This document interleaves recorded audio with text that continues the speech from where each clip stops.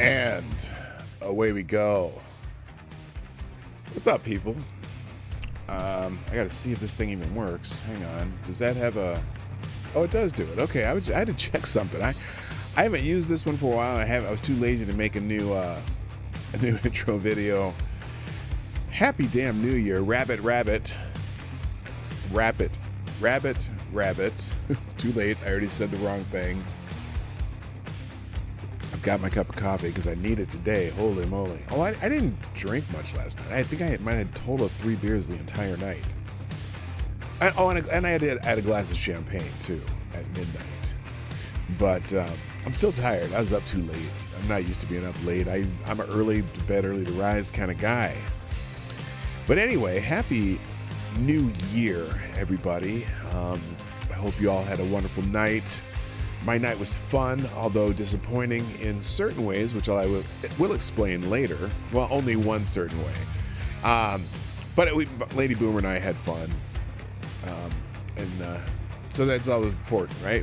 We're looking forward to another wonderful year together, another wonderful year with my audience here, another wonderful year just getting through, right? So today I have some news stories and stuff up, but we're just going to chat today. There's certain things I want to talk about that are trending. I guess some things happened last night that we didn't hear about. Plus, there's things that are going to be happening in the next few days that people are going to be like, oh, we've been waiting for this. We've been waiting for this.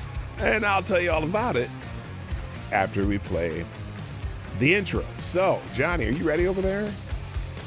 It's a new year. How about you? Let's start this thing. Let's go.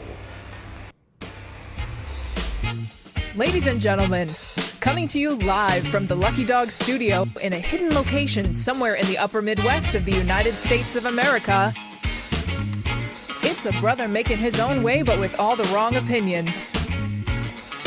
Welcome to the Morning Night Live with your host, the one and only P-Dog Knight.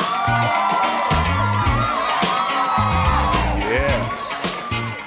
Did I even set up did I have the right? I didn't have the right thumbnail up there, did I? Yeah, I did. Okay, let's go. Let's start the show. Good damn morning, everybody. Welcome to the Morning Night Live. I'm your host, Marty, also known as P-Dog Knight on the internet. And this is my just woke up voice. You see, usually I'm up 3 or 4 hours before I start this show, but today I got up just in time to make myself a little breakfast and be here with you today. So, again, Happy New Year. Real quick, already. Damn, Gunfox is like on fire. Gunfox is on fire, dropping Hamiltons everywhere. Let's just get this out of the way. Gunfox 61. You are the new Streamlabs Superstar sponsor of the day. First says Happy New Year. Let's kick this off. Breaking news in Japan. Oh, tsunami warning. Okay. And also another one. China is asshole. China is asshole. Another one. If they are talking about it, it must be 10 times worse. China is still asshole. China is asshole. And for the bonus round, who could be Doe 36? All right, we're gonna. I bet I know what that one's about. So Gunfox has so graciously dropped some articles in the chat or in the tip jar, and I will certainly be happy to process those. In fact, let's go ahead and get those on the screen over there on the other side. Take me to the other side. There's a song about that, right? Something like that. That's usually about killing or dying or some shit. Anyway, let's say good morning to everybody. This is going to be a casual show. I'm so informal today. I've got, like I said, I got up in time to make some breakfast and set up the show and turn it on. So I do have some things going on over here that we'll see. We'll figure it out. All right. Why is that down there? And I don't even know what that is. What is this? What is that? Okay, I'll figure that out later. But let's say hi. Let's say hi to everybody because you're here. Now, for whatever reason, Rummel's not working, but Avocados Diablo is still going to get the bell because, you were over there first. And I shut it down. I'm shutting down Rumble because it ain't working. And I'm kind of annoyed by that. Unless it's working now. Let's see. Let me hit the refresh. Nope. And I have the right stream key and everything. So I'm just going to shut that window completely. I don't even want to look at it. I don't even want to see it.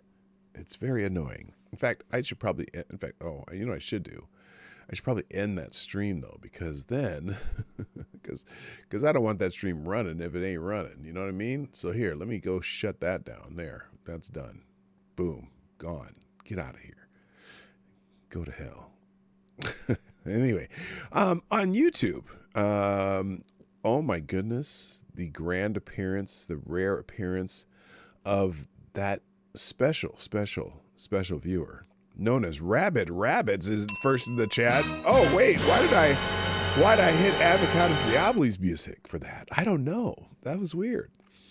Anyway, good morning also Tyler F, Jen T Maxie, what's up? Good morning Tyre Alexander, the gentleman Lich. Also, good morning to our friend Kara Soldier, Renee Mayette's in the house, Simon Wolfwood, Nomad's here. Stop. Hammer time. Formerly known as MC. Good morning also to Andrew Thorsten. How you doing? Somnambule Nation. I scrolled too fast there. Gunfox61, of course, who's the Streamlab Superstar sponsor of the day so far. Don't feel like he has to stay there, y'all. Oh, man. Donations. I'll say, good morning, Bishop. What's up? GDSOB's in the house. The Pixar Animation Studio Entertainment Star of 2008. That's a new one. Good morning. How you doing? Good morning, Aaron Meredith. Let's see. Anybody else? Oh, there we go. Lord Stanhope's in the house. Shrapnel's here. Johnny Hellcat, the original viewer of the Morning Night Live, is here. That's good. By the way, I have a little festive background going here if you didn't notice. Happy New Year again. I hope you all are having a great morning so far. I hope you're not too hungover or whatever. The Gaza supporters who lose their binds over the U.S. smoking 3 Yemen boats. Oh, well, I guess we'll see what that one is, too. So, let's get into the day, though. And I'm, like I said, it's fairly informal because I didn't really open a lot of tabs. So we're going to be kind of doing this organically as we go. I'm kind of going to, it's going to be kind of I don't know what to call it. I still don't know what this is. The alert box. Why is the alert box still showing Gunfox there? Oh, y'all were here when that happened. So anyway, things are trending now. Obviously, that's the Epstein client list. Oh, that's trending. I haven't even opened the trending tabs. What the hell has happened here? I thought I did. There's Happy New Year. Got that. Oh, so Happy New Year, Mr. President's trending. I mean, I'm curious. Okay, I am curious. Notifications is trending. Why is Vanilla Ice trending? Vanilla and Green Day and Bill Clinton. Is it the 90s again? Bill Clinton, Green Day, and Vanilla Ice are all trending. This is wild. Let me open these tabs because I'm gonna find out why. I didn't even look to see why these were trending. I just saw them, and I put them on the list, but I didn't really see why. Cause he's cool as ice. Cause he's cool as ice. You're willing to sacrifice our love. Happy 2024 is trending. Okay, we'll check that one out. We'll do Happy New Year. We'll do Happy 2024. Like I said, I'm not prepared today, so I'm just going to do this on the fly. We'll see what, I mean, obviously we know why Happy 2024 is trending, but I'm going to see what people are putting under it. See, that's what the interesting thing. And Japan is trending. Japan is trending because of some breaking news, which I'll bring up when I read Gunfox's article here. Just because the possible tsunami over there, and we'll tell you why later. Hey, Camel's in the house. Nice to see you, man. The original crew is here. Johnny Hellcat and Hey Camel. That's like old school, man. Nice to have you here. Let's see. So we know that Japan's trending. What else is trending right now? I'm going to talk about it in a minute. NFL MVP, welcome to 2024. Go Blue. Yeah. Who's okay? Any college football fans in the house? I know we don't talk sports here a lot, but I'm just curious who you think is going to end up in the national championship game. Let's see, Michigan versus Alabama today, and Washington is playing. Who the hell is Washington playing? Michigan, Alabama, Washington, Texas. Okay, so who's going to be in the championship game? Don't pick the champion. In fact, hear them again. Hear the choices. I'm going to put the choices in the chat since there's only one chat. Michigan. Can I spell Michigan? Damn. Versus Alabama and Washington versus Texas. Those are the two choices. So pick your winner of those two games. Don't give me a national championship game yet. Epstein client list is trending because that, well, we'll talk about that too because Gunfox put out an article about that. That's gonna be fascinating. And the Krasensteins are already running cover for Bill Clinton, who we already know took 27 flights. Been to the island several times. Ghislaine Maxwell already said that he'd been to the island a few times. The island is the problem, okay? Because there's people who took flights on that plane for various reasons, okay? Not all of them nefarious, and not some of them before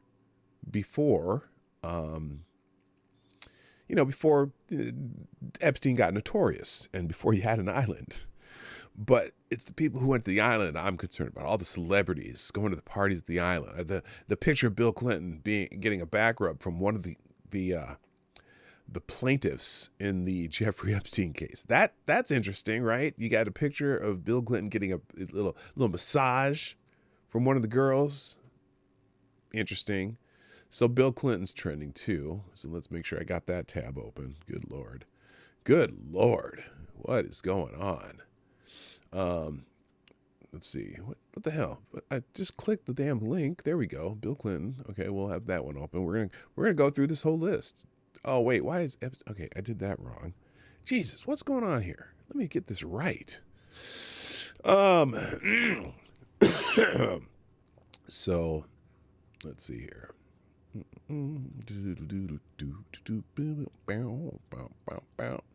Don't copy and paste that part. All right, we'll just do it as we go along because this is going to take too long, and I don't want to spend time having you watch me click buttons and go and do this and that.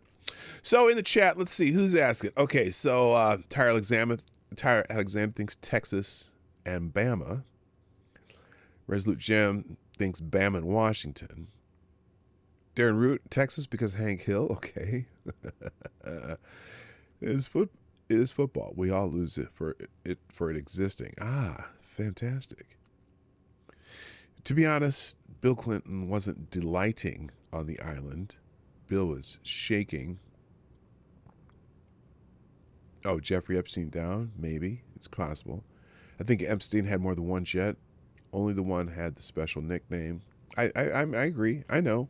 But even then, like, for example, a lot of people are bringing up, oh, Trump was friends with Epstein. Trump this and that. Trump has pictures with Epstein when, in the 90s, Trump. And that's what, like, Krasensteins are still screaming about.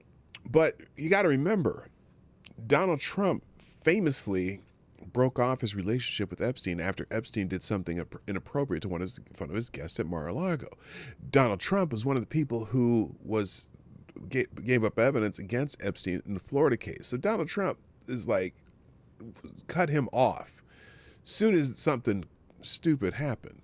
And so you can have the fact that he was friends with him back in the 90s and was out partying with him, and he was with his picture of him, his wife, and Epstein and Ghislaine, I like to call it. I think it's Ghislaine. They call her Ghislaine, but it's Ghislaine. Or at least she facilitated some Ghislaines. Anyway, there are people who were on his plane, and obviously Trump said exactly when he was on one of his planes. He caught a ride to New York from Miami or whatever. I mean, that's already been documented. So anyway, good morning, Woodcutter and Darren Root and Rotten Corpse and Jethro Hetero. Welcome to the show. So anyway, let's get into trending topics. First major trending topic is probably the most obvious. Oh, by the way, thank you, Somnambule Nation, Gunfox, Tyler F. for tweeting out the show. Please share the stream. Look, it's New Year's Day. I don't even know who's up at this time of the morning on New Year's Day. It's 10 o'clock here. It's 9 o'clock or 11 o'clock in New York. So I appreciate y'all getting up and watching. But go ahead and please share the stream out. I appreciate it. You can even just retweet me, repost me, whatever, on Twitter or X or whatever they call it now, the app formerly known as Twitter. So the number one trending topic right now on this particular social media platform is I didn't have this set up either. Gosh, I told you I did this just in time to get here. Happy New Year, Mr. President. I'm like, okay. Clearly the partisans are going to be out wishing Happy New Year to their... What's wrong with my camera here? Let's fix this because it should be just a little bit more that way. What did I do? Oh, I see. I know what happened. There we go. That's better. Oh, no, it's not better. What the hell? There we go.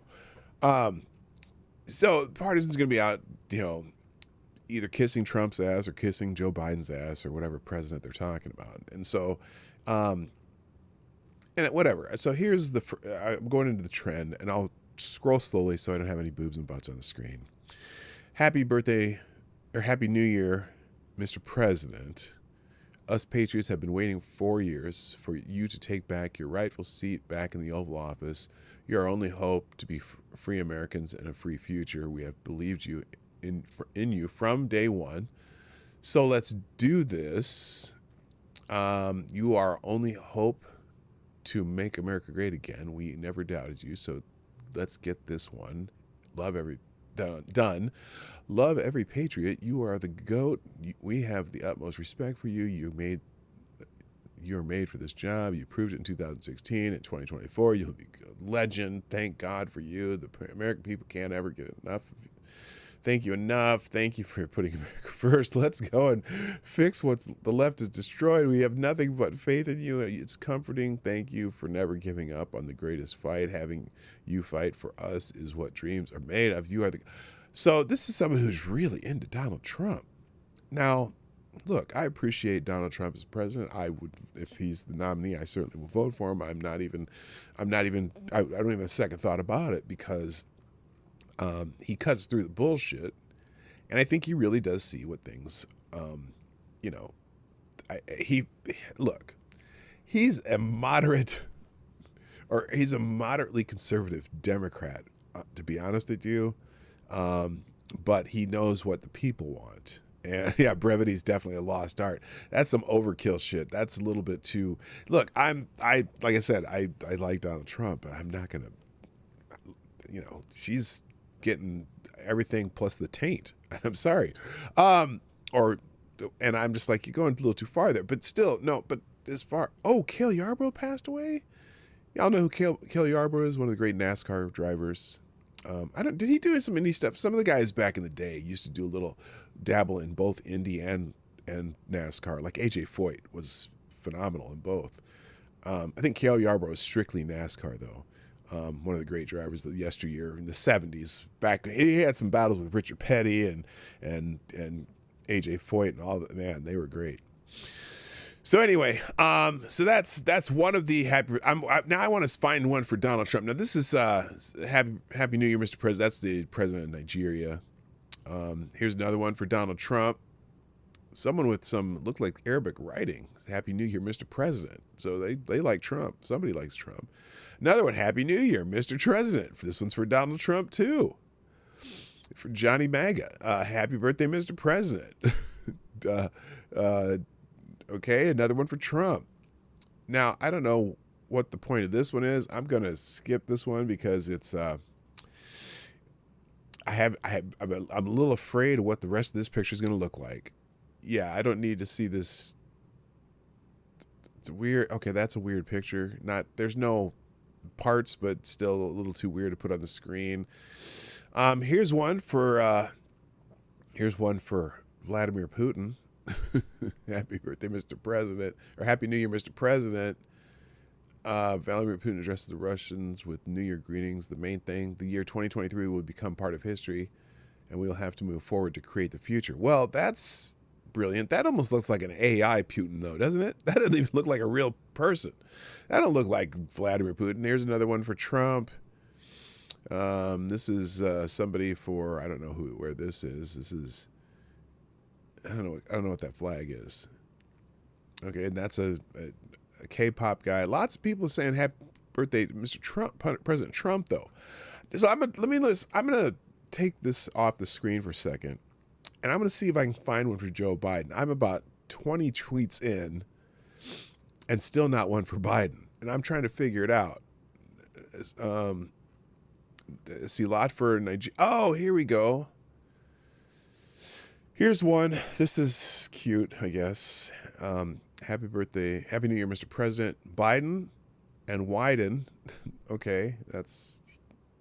Oh, you can't see it. How about that one? There. How about that? Cash me outside. How about that? So that's...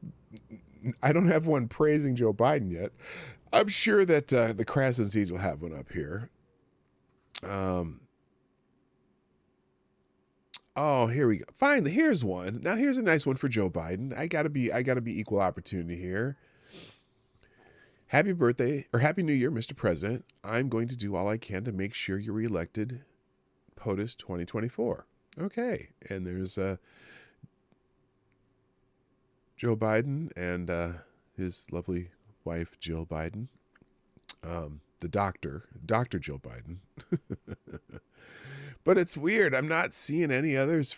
I mean, it's like 4 to 5, 6 to 1, more than that. Wishing Happy New Year to President Trump. Oh, isn't this cute?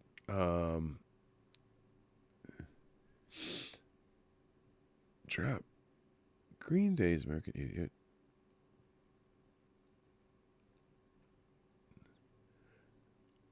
Oh, okay. Well, we'll talk about that. Okay, here's one. Here's one that you'll like. Here's one.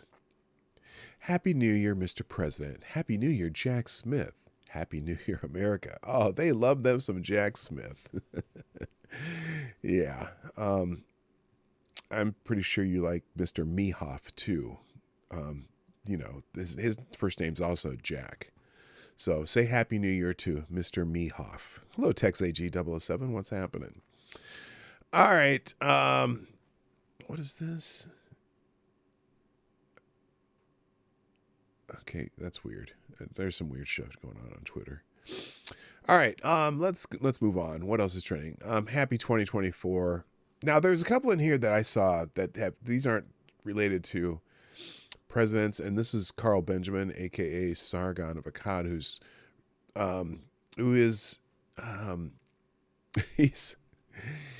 he's quote tweeting somebody here. Good morning and happy 2024 to my fellow Siberian Britons.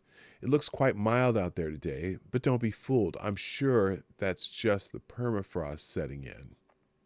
So someone in here, he's retweeting this. Britain will be Siberian in less than 20 years. Now remember, this is 19-year-old. This is from 19 years ago. This was an article about climate change. Now the Pentagon tells Bush, climate change will destroy us. Secret report warns of rioting and nuclear war. Britain will be Siberian in less than 20 years. Threat to the world is greater than terrorism. Again, this is from February 22nd. In fact, that was our wedding anniversary. That was our 21st wedding anniversary. February 22nd, 2004. Climate change over the next 20 years could result in global catastrophe costing millions of lives in wars and natural disasters. A secret report suppressed by U.S. defense chiefs, and obtained by the Observer warns that major European cities will be sunk beneath rising seas as Britain is plunged into Siberian climate by 2020. Nuclear conflict, mega droughts, famine, and widespread rioting will erupt across the world. Well, they got the rioting right, but that wasn't anything to do with climate. That was because George Floyd died. I mean, come on now. This is hilarious because when you look up articles from years past regarding climate change, they always predict the disaster to be within 20 to 25 years, right? So if you go back now, you look at things like Al Gore's movie, the Inconvenient Truth or whatever, and some of the predictions in that where Miami would have been underwater for like 5 to 10 years now. The coast would be flooded and everything's gone, everyone's dead. Random American, what's up? I just saw you in the chat. Deceptus Wolves in the house. Nice to have y'all here. So, but this is actually hilarious. A secret report. Warning of rioting and nuclear war. Well, we might have a nuclear war this year. Who knows? But over the next 20 years could result in global catastrophe. Again, major European cities will be sunk beneath rising seas as Britain is plunged into a Siberian climate by 2020. Nuclear conflict, mega droughts, famine, widespread rioting across the world. That's amazing. That is amazing. And it's funny. Let's see. That is so funny. All right. So let's see. Oh, Rasman reports. Today we bring you a new documentary film on January 6th. Looks very interesting. Is this the one? Interesting. Should we, let's see what this is. I'm going to open it. J6, a special collection. Immerse yourself in thought-provoking information. Love what you're watching. Open link. This is an hour long, so we're not going to watch this, but I'm going to watch it afterwards show. But I'll leave the link in the chat here. Subscribe to Open Link Newsletter. No, I'm not going to do that. Let's see how it begins. Oh, you know what? It has music. January. Every time I hear music, I get nervous because I'm already going to have a copyright strike tomorrow because of these dummies at Sony Music who are idiots. And if God, I hope they sue me. I kind of want them to sue me. I'll crowdfund the relief. There's plenty of people on YouTube who hate these people who do these stupid content strikes, and it would be complete bullshit. And in fact, there's penalties for having false content strikes, and this is obviously one. There's no doubt in my mind that everything I was doing with that particular piece of media was fair use. So, and the fact that the U.S. government produced it, unfortunately, part of the fair use too is that the U.S. government can't necessarily copyright something, and if somebody uses copyrighted material in U.S. government material, I mean, there's all kinds of problems with that. But I was obviously doing commentary. Anyway, I'll put this one will be in the links. Let's see. We made it. Happy 2024. Okay. Good morning. Happy 2024. That's kind of cute. Cat knocking 2023 off the shelf. Here's one. The SEC is telling everyone you need to have someone showing. Wait, hang on. I'm gonna leave this sound off here. Let's see what this is. The SEC is telling everyone you need to have someone showing what's behind the scenes there because look what happened with GameStop and AMC. The SEC is telling everyone you need to have someone showing what's behind the scenes here because look what happened to GameStop, AMC. The short sellers are screaming they don't want to show their hands, but the SEC is saying, hey, you have to show your hands because we have no choice because look what happened. You're so disgusting. Look what happened to GameStop. Right. And there's hundreds or thousands of GameStops that are alive, including the two that we follow. It's like everyone's looking the other way. It's so criminal. I don't even know what to tell you. Okay. So apparently the point of that was happy 2024, except To the counterfeit crooks and anyone who looks the other way at their crimes, the short sellers are screaming they don't want to show their hand, but the SEC is saying you have to show your hand because we have no choice because you're okay. That's the same thing he just said. So anyway, there's plenty of people saying happy 2024. We're done with that. Let's move on. So let's find Green Day is trending. Apparently they performed at some at the New Year's show on ABC or whatever channel it is. I mean, I saw them on there. And apparently, oh, here we go. That's because I'm not going to play the music, but they're mad because, hello, Rockhopper, what's happening? And Select the Boys in the house. Yeah, boy. Green Day's Billy Joe Armstrong altered lyrics in American Idiot to sing "I'm Not a Part of the MAGA Agenda" during the band's performance on Ryan Seacrest's New Year's Rockin' Eve. It's a strong reminder that 2024 is an election year. Activism will be at all-time high. Yeah, look, here's the thing. You think that that article that Time Magazine wrote about We Did It in 2020, how every media outlet basically propagandize continually against Donald Trump and for Joe Biden, or just didn't even examine Joe Biden. They did not do anything. The entire 2020 election cycle, they didn't even mention his scandals of the past, the plagiarism scandals, the stealing speeches scandals, his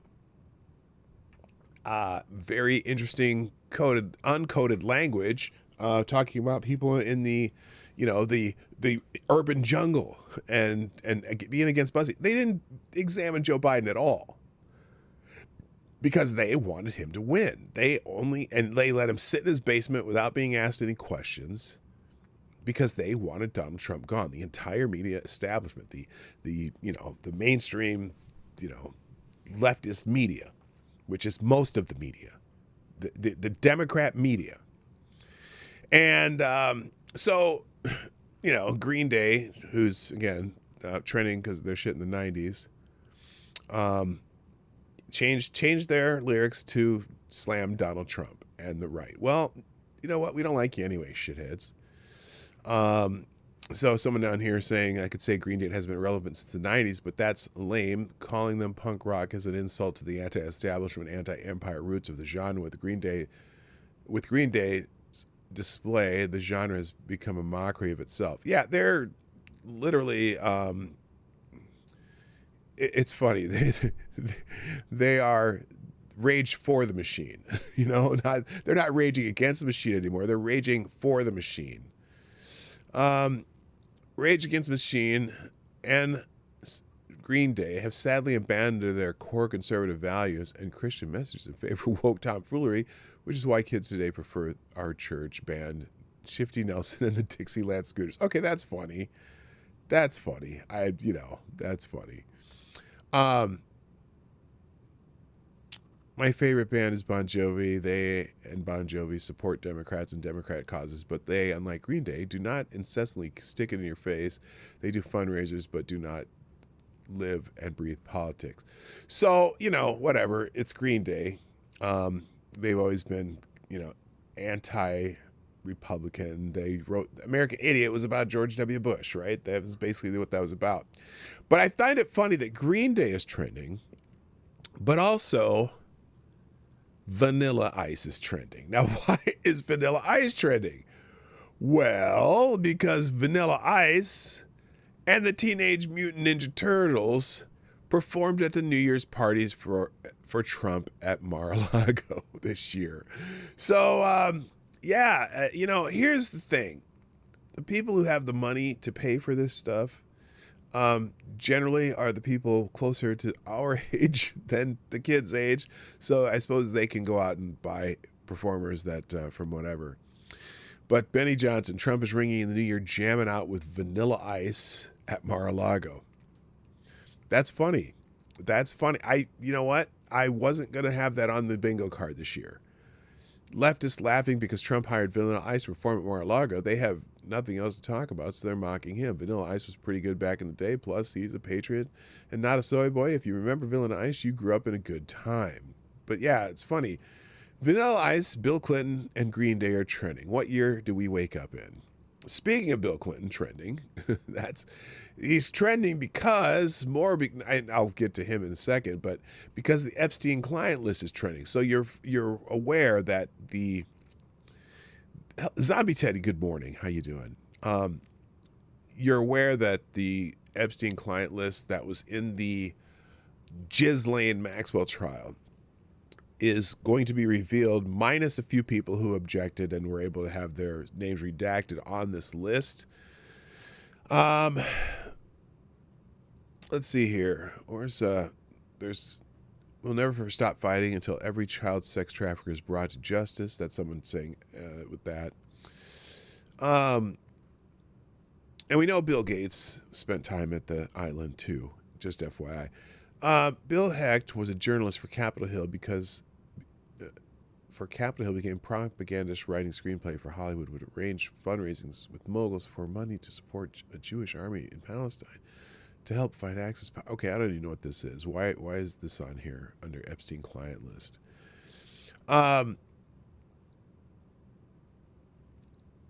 Where's Bill Gates? Okay,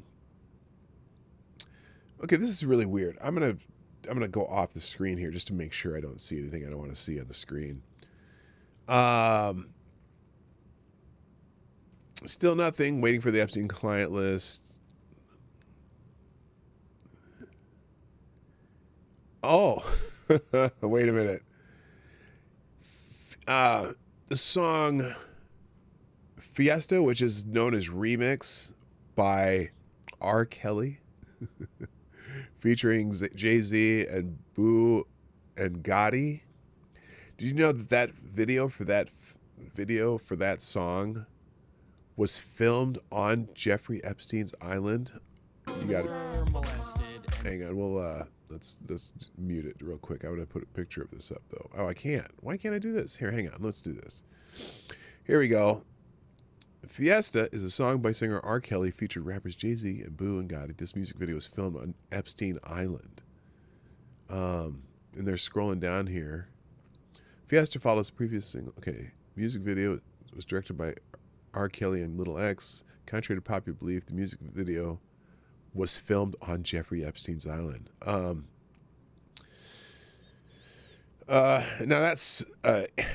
that is a Wikipedia reference.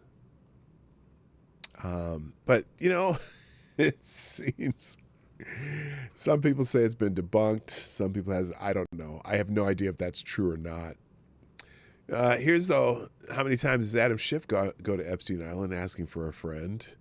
And of course, Bill seems to have been a very special client of Epstein. Remember, they found this painting in his New York apartment when they raided his New York apartment. Anyone? Okay. Can anyone explain this? Anybody? Can anybody explain this? It's unbelievable. How many leftist virtue signalers are going to be on the Epstein client list today? So we have the names of people who donated to the truckers convoy, but not the names of Ghislaine Maxwell's customers. Whoa, somebody finally said it to her face on a live show. Oh, here, let's check this one out. This is going to be good. Hang on. Someone mentioned Epstein to Hillary Clinton. Let's see what this is. I'm curious if there was a disconnect between perhaps the brand of the Democratic Party and President Biden. And I think one thing you and I agree on is Donald Trump is an existential threat to this country. This is fake. You're using the word existential threat in front of Hillary Clinton, who literally made out a fake dossier to remove a sitting president from office. And I also... Okay, this is, that's not real. Let's see, though. It's probably funny. I find it interesting that I'm not suicidal, by the way, but I also find it interesting that the Clintons' good friend, Jeffrey Epstein, and his clients who ran an underage sex trafficking ring were never called an existential threat. I wonder if that's because Bill Clinton took 26 trips on Epstein's private jet and visited his underage sex island. So let's talk about that. Then we can maybe talk about why the client list was never made public. Okay, so that's fake. But it's funny. It's funny, and no one. Do you ever hear anyone bringing that up to Hillary Clinton? All right, so that's fake news, but it's funny. It's a guy who makes videos like that all the time. Here, let's see. Actual testimony, Doe 36. Oh, let's hear this. Let's see what this one is. A previously scrubbed photo of... Got to take the music out. Can't do it. Sorry. But here, it's a good start of the year when this pedo gets locked up, Bill Gates. So we'll find out who's on the list. They've already said that I think 3 of the people who could possibly be on it have filed petitions to be redacted from it. And so we'll see what happens. But because of that, Bill Clinton is trending. Here's this picture of Ghislaine Maxwell being at his daughter's wedding. Right there. There's Ghislaine right there. You're telling me Bill Clinton is on the Epstein list? Wow, that's crazy. By the way, here's Ghislaine Maxwell at Chelsea Clinton's wedding. I'm sure Hillary just loves this picture. But here's the Daily Krasenstein. Will the same people who are attacking Bill Clinton for reportedly being named in the Jeffrey Epstein files also attack Trump if he is named as well? We already know Trump's history here. It's been documented, explained, and went through a court case where Donald Trump gave up evidence against Epstein and has no longer had contact with him. But, we'll see. Now, I'm curious how people are going to respond to Ed on this. The difference is Trump was never on the island. Oh, there's no evidence that Clinton is either. Yeah, Ghislaine testified to that. Trump has already stated he flew on the plane from New York to Florida. Yeah, exactly. Let's wait for all the documents to come out. But merely taking flights definitely isn't indicative of a crime. Well, I guess he's right. And so he's right. Okay. Yeah. Being on the plane doesn't mean you committed a crime. Okay. It's interesting, though, that his name was brought up about being on the island. The island's a whole different thing. Being on his plane, taking flights with him, doing business with him, which is, he's spending his time probably blackmailing people with video shit. Let's see. Oh, and apparently Jane Doe 36. Here's another one. Doe 36. Bill Clinton reportedly to be unmasked in court docs related to pedophile Jeffrey Epstein. Here's a Fox clip on this. Maybe play. Did you see this? New reports say former President Bill Clinton is going to be identified as one of several John Does named in previously redacted documents related to convicted pedophile Jeffrey Epstein. Alexandria Hoff joins us now with more on this developing story. Hey, Alex. Hey, Griff. Yeah, and Clinton is not the only big name expected to be released in this. Currently, within the hundreds of pages of sealed court filings related... Are they not going to... he wouldn't have claimed or wanted to be redacted? Krasensteins were 2 of the kids on Epstein Island, probably. To Epstein, there are more than 150 individuals identified only as John or Jane Does, but the legal masking is about to come off. Last month, a Manhattan federal judge ruled that there is no justification to continue to have documents sealed in the settled case involving an Epstein accuser and the convicted sex offender is now jailed associate Ghislaine Maxwell. The document... And she specifically said his name during a trial. John Does or Johns? Well, that's a good question. Those ain't real, dude. Good morning, by the way. Are expected and good morning, amazing. Hello, amazing disgrace. I already said hi to Rockhopper, but I'm saying it again. How you doing? A friend from down under. Zed the Snarkies in the house. Nice to see you. Didn't release as early as tomorrow, and among those named, former President Bill Clinton. That's according to ABC News, which notes that the 77-year-old according to ABC News 50 times within the lengthy court. 50 times. Thank you, Johnny Hellcat, dropping a big bulletin tip jar, who says, if it's shown that he was on the island, simply put, yes, quit tweet farming, you pseudo-centrist pile of shit. He's not even a pseudo-centrist. He's a Democrat shill who is an engagement whore. But anyway, thank you, Johnny Hellcat. Responds to the show. Appreciate you. By the way, if you want to sponsor the show, I didn't even put a sponsor link up at top. Here, let me. You want to sponsor the show? Let's see. We'll pin the link to the top there so you can see it all the time. Because feel free. It's the new year. Let's see what else she's saying here. Court text. The references will likely 50 come from times. attempts to have Clinton testify against Epstein and Maxwell.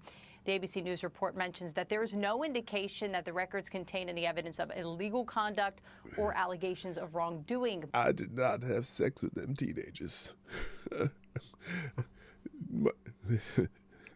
What did he say before he said that? He said, what was the words he used before that? That not mark my words, but anyway, I did not have sex with that woman, or I did not have sexual relations with that woman, Miss Lewinsky. Yeah. Hello, Sure Your Gospel. What's happening? By Clinton, although the accuser in the case did claim that she met the former president on Epstein's private island. Clinton's lawyers have maintained that he ended contact with Epstein in 2005 before Epstein was accused of luring underage girls to his home in Palm Beach. Okay. ABC also notes that many of the prominent names... Except there's a picture of one of the plaintiffs massaging him on a plane. So what was that about? I mean, whatever. It depends on what your definition of is. Yeah, that's another one, too. To be released, like Prince Andrew, have already been publicly associated with Epstein. Griff. Be interesting to follow that, Alexandria Hoff. Okay, it will be interesting to follow that. So that's why Bill Clinton's trending. No wonder most of the media. Oh, wait a minute. Let's check out this New York Post article. We'll get to Gun Fox's articles next because I want to make sure I don't step on his thunder. Bill Clinton unmasked as John Doe 36 and identified more than 50 times in the Jeffrey Epstein document dump. Former President Bill Clinton will be identified as John Doe 36 in a trove of court documents. By the way, Doe 26 is also trending right now. Court documents related to pedophile Jeffrey Epstein, which are expected to be released this week. According to a report, Clinton 77 is mentioned more than 50 times across redacted documents related to a 2015 lawsuit from Epstein accuser Virginia Giuffre. According to ABC News, many of the references to Clinton believed to stem from Jeffrey's attempt to compel the former president to testify against the late sex offender and his former paramour and co-conspirator Ghislaine Maxwell. Other Clinton mentions are expected to be related to attempts from both Maxwell and Giuffre to make Epstein come clean in 2016 after he repeatedly invoked his Fifth Amendment rights during a deposition in the lawsuit. What? Hello, Woo. What's up? My friend Now What Studios, and again, well, I'll keep this personal because my condolences to you, and I feel I lost too and so I love you, and I'm always thinking about you. All right. Other Clinton mentions are expected to be related to attempts for both. Okay, we already said that. Documents are not expected to implicate Clinton in any illegal activity, ABC reported. Well, wait a minute. The documents are not expected to implicate Clinton in any illegal activity. Is that a covering for him right now? Do you think, I'm curious, if you know about something that's going on and you're on these planes, these underage girls with pictures of them giving you massages, is there some kind of accessory to a crime there? I don't know. I don't know. Maybe not, but it's interesting. The documents are not expected to implicate Clinton in any illegal activity. Okay, I guess maybe they're saying there was consent. Who knows? So there you go. That's I'll leave that article from the New York Post open too.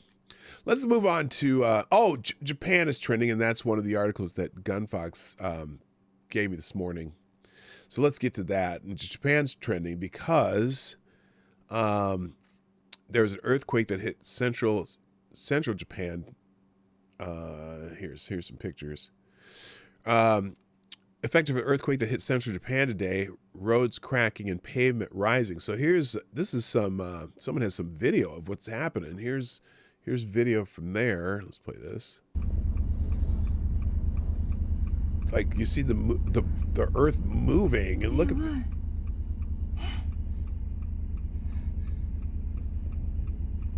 Yeah, I'd be freaking out too. I'd be backing up away from that spot.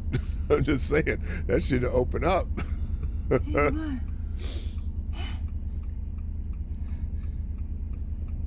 Yeah, I would be nervous as hell. I'd be like getting the hell out of there.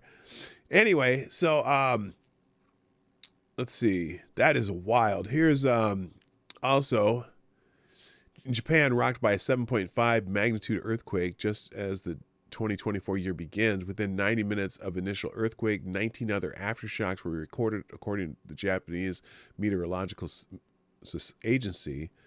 Unfortunately, the damage may not be done. Japan is warning coastal residents to evacuate to higher ground to stay safe from a potential tsunami. So here's some footage from that. I'll make it so you can see it a little better. So these are just oh wait, I guess that means it's shaking. Here's just some various videos. So you see that river flopping back and forth. Fires here.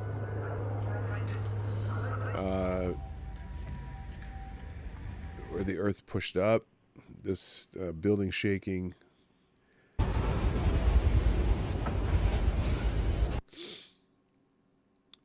Oh, good Lord. Look at that.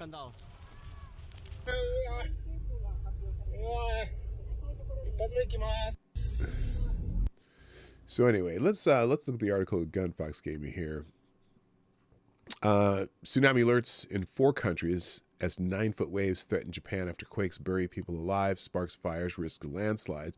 Japan is bracing for huge swells to smash into its coast after experiencing a series of powerful earthquakes that sparked tsunami alerts in 3 other nations. The destructive wake of over 80 quakes has left at least 1 dead, others buried alive, and emergency service battling to control major fire and fearing landslides.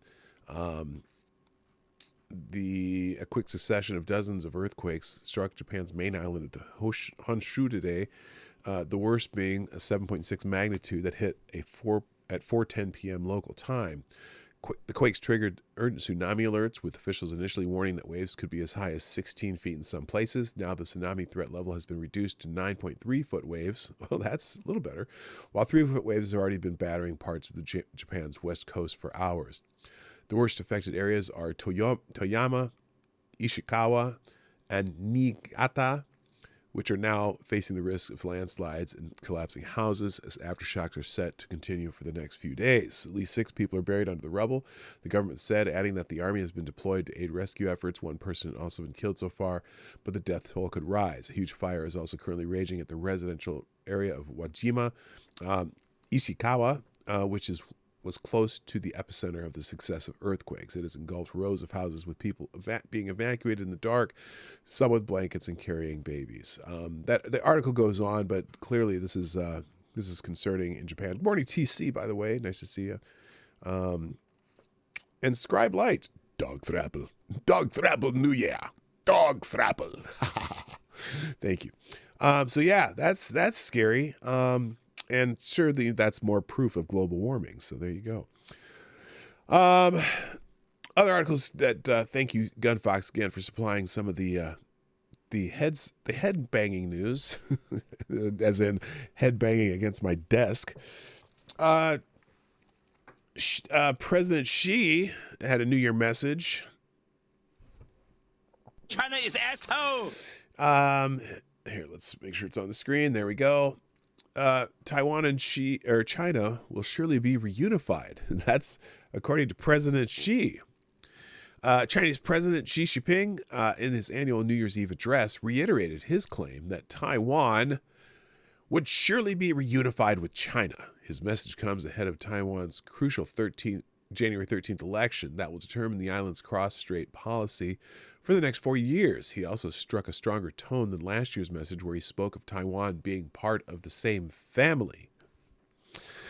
China's ramped up military pressure on Taiwan ahead of the elections. It sees the self-ruled island of 23 million as a breakaway province that will eventually be under Beijing's control. Taiwan considers itself distinct from the Chinese mainland, with its own constitution and democratically elected leaders. Separately, Taiwan's President Tsai Ing-wen said in her New Year's address that the island's relationship with China must be decided by the will of the Taiwanese people. Her government has repeatedly warned that Beijing is trying to interfere in the election where a new president and government will be chosen. Taiwan's Kuomintang Party has traditionally favored warmer ties with China, though it denies being pro-China. The KMT's main rival, Ms. Tsai's Democratic Progressive Party, has ruled Taiwan for the past 8 years, and it takes a stronger line towards China, insisting it's sovereign and not a part of China. Mr. Xi's comments are in line with China's longstanding policy towards unification, but the message struck a more strident tone than the one Mr. Xi gave last year, where he called people on both sides of the Taiwan Strait members of one and the same family.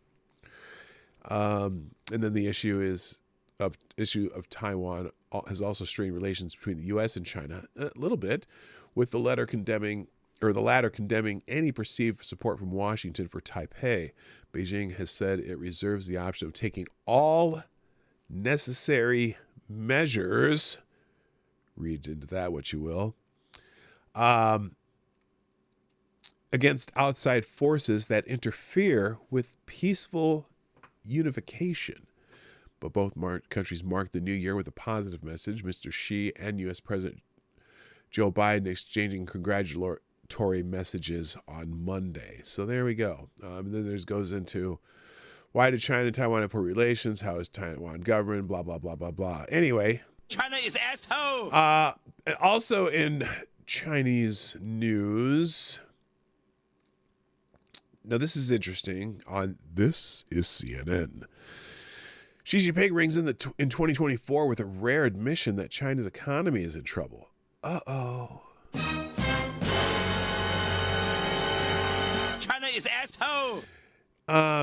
China's businesses are struggling and job seekers are having trouble finding work, President Xi Jinping acknowledged during his Sunday New Year's Eve speech.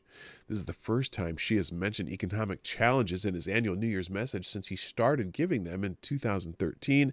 It comes at a critical juncture for the world's second largest economy, which is grappling with a structural slowdown marked by weak demand, rising unemployment, and battered business confidence. Acknowledging the headwinds facing the country, Xi admitted in the televised speech, quote, "Some enterprises had a tough time. Some people had difficulty finding jobs and meeting basic needs. All these remain at the forefront of my mind," she said in remarks which were also widely circulated by state media. "We will consolidate and strengthen the momentum of economic recovery."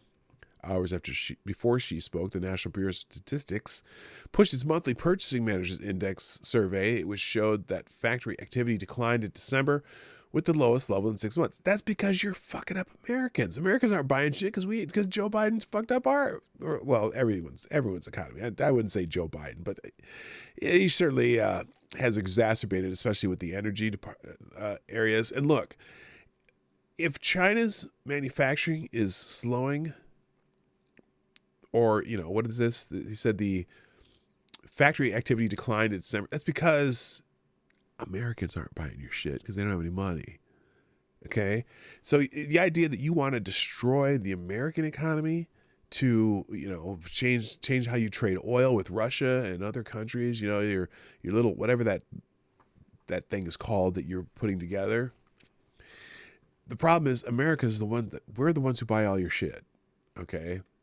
We're the ones who, in the past, have discretionary income. So you screw up our economy. You screw up your own economy. We're all connected in some ways that way, particularly China. Good morning, Ravon Harris. How you doing? I just saw you up here too. So yeah, that's one of the reasons that I've always maintained the position that the reason China doesn't call in the debts, for example, the reason China doesn't really go and try to destroy us economically is because destroying us would destroy them because we're their biggest customer. So that's, I still don't like the fact that we have our debt load in the United States is just out of control. And pretty soon, basically, servicing the debt will be more than any other thing we spend money on. but I don't think China can afford to destroy us. And they think they know that. So that's interesting. Another article. Here's the article on Bill Clinton, though. Oh, that's the same article, the New York Post article. Well, Gunfox, I didn't mean to step on your thunder there. That's the New York Post article that we just read. So I'm going to give you credit for that because I didn't realize that I linked the exact same article. So there you go. That's those are the articles for today. Now it's already 10:43, but I started late. So we'll, what should we do right now? What should we do? According to our knowledge, someone please take our load. I don't know this. Oh, what am I missing here? Is this someone's elbow deep or it doesn't count? What? The best type of relationship with China, something akin to divorce. Okay. Oh, well, thank you, Gunfox. You know, the other part too, there's so Johnny Hellcat, thank you for putting this on the screen, liking the content. Feel free to donate to the Streamlabs Superstar sponsor link. And then also wants a merch, the pdognight.live/merch link, but also there's a link in the, somewhere down there, the shop link that takes you to the new global warming shirt, or the global warming gear, global warming ever since the Ice Age, with some cavemen looking at their smartphones in front of a melting glacier. Oh yes, the Yemen boats. Where is that? 1, 2, 3, 4. You gave me those. Let's look that up because someone mentioned that earlier too. Let's go into Twitter or whatever, X, whatever the hell it's called nowadays. Let's go. TC, thank you. Scribe Light, Tall Person, all of you for retweeting out the show too. That's fantastic. Thank you so much. Let's look up Yemen here. Yemen, because we smoked some boats apparently, and people are pretty mad about it. Boats. Let's look that up.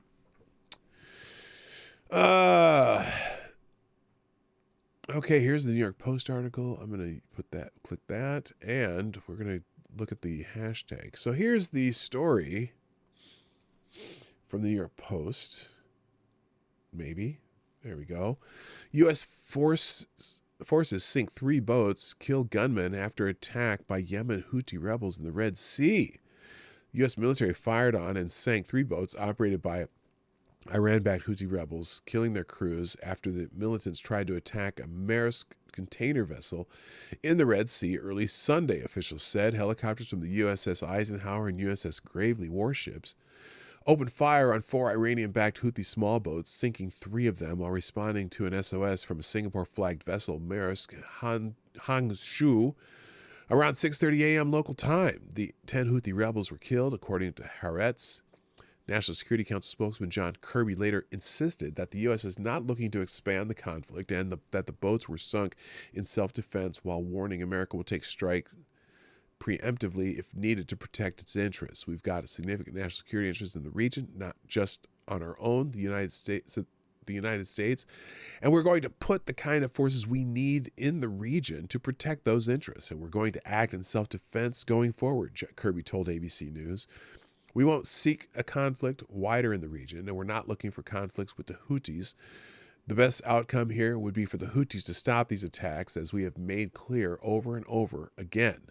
As whether the U.S. might fire a preemptive strike, Kirby replied, "We're not ruling anything in or out, but we have made it clear publicly that the Houthis and privately to our allies and partners in the region, we take these threats seriously, and we're going to make the right decisions going forward." Well, people are losing their minds over this, apparently. Let's go back to the hashtag here, or the trending topic. Someone here says U.S. military movements to protect Israeli ships will not prevent Yemen from performing its religious, moral, and humanitarian duty. What the hell does that mean? What does that even mean? Your religious, moral, humanitarian duty, attacking cargo ships, is part of your duty? So here's their response to Yemen's Houthi forces respond after the U.S. military sunk 3 of their boats during an attack on a container ship in the Red Sea. Here's their response to getting your ass kicked. Okay, I'm gonna mute that because it's distracting for me trying to even read this. Salt melting before, yeah, really? salt mining. I'm telling you. Yemen and Houthi armed forces. Wait, I wanted to mute that. Damn it. There we go. Yemen armed forces were exercising their usual official duties. Really, is attacking a cargo ship your official duty? In establishing security and stability and protecting maritime navigation, in addition to fulfilling their humanitarian and moral duty declared by Yemen to prevent Israeli ships or those heading to the ports of occupied Palestine, a country that has never existed, from passing through the Red Sea. In solidarity and support for the Palestinian people, forces of the American enemy, interesting. I move this up a little bit so you can see it a little better. Attacked 3 boats belonging to Yemeni naval forces. Now, when I don't mean to laugh as far as when they says Yemeni naval forces, but I am curious. When I think of a navy, the last place I think of is Yemen. But, they had some small boats out there. I think of, the Brits have a navy, the Russians have a navy, the United States certainly has the giant navy. India, Yemeni navy, yeah, interesting. I suppose so. Anyway, belonging to the Yemeni naval forces, as a result, 10 members of the naval forces were martyred or are missing. Yemeni armed forces, as they sacrifice these martyrs in the midst of supporting the Al-Aqsa Food for the Sake of Palestine, affirmed that the American enemy bears the consequences of this crime and its repercussions. U.S. military movements in the Red Sea to protect Israeli ships. Well, that wasn't an Israeli ship. Will not prevent Yemen from performing its religious, moral, and humanitarian duty in supporting this and standing with the oppressed in Palestine and Gaza. We also appeal to other countries not to engage in the dangerous American behavior, as it may have negative repercussions. That can affect everyone. You're going to send more terrorists out? Meanwhile, with the grace of God, the naval forces of Yemeni armed forces succeeded in carrying out a military operation targeting the container ship Mars Khangzhou, which was heading to the ports of occupied Palestine. Using appropriate naval missiles, targeting operation came after the ship's crew refused to respond to warning calls from Yemeni naval forces. The Yemeni armed forces called on the sons of our great Yemeni people and all the free people of our Arab and Islamic nation to be extremely vigilant and prepared. Well, wait a minute. Wait, I'm curious. I'm going to go back a little bit here. Hello, Patio Furniture. What's up? I'm curious here because he said they succeeded in carrying out a military operation against the container ship Mars Khangzhou. I'm curious what his definition of success is. His definition of success is that we got our boats sunk and most of our crew members ended. And did the Mars Khangzhou continue in its path and go to whatever port it was going to? What is the definition of success? All right, let's go back here. Refused to respond to warnings. Coffee. The Yemeni armed forces called the sons of our great Yemeni people. Okay, we did that already. We heard that. To be extremely vigilant. Okay, so they were extremely vigilant and prepared for all options in order to confront the American escalation in support of the criminal Zionist entity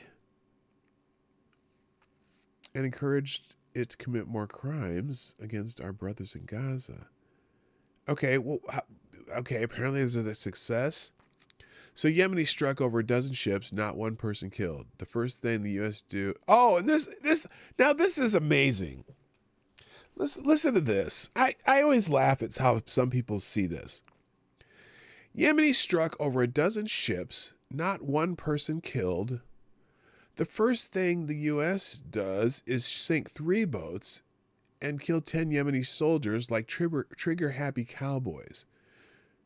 The Times report Britain will be bombing Yemen too, all for their Israeli base. Yemen won't yield and will make them lose more dollars. Now, wait a minute. So, remember what the spokesman for the Houthis said, that they had a successful mission. Yemeni struck over a dozen ships, not one person killed. Do you think that not one person was killed in these strikes by Yemeni forces? Do you think that no one was killed because they weren't trying? I mean, what were they doing? They're attacking ships in that corridor with weaponry, right? I mean, they're attacking the ships with weaponry. Do you think they were trying to kill anybody or sink a ship or destroy a ship? Or were they just failing at it? And then they effed around and found out. Somebody answer that question.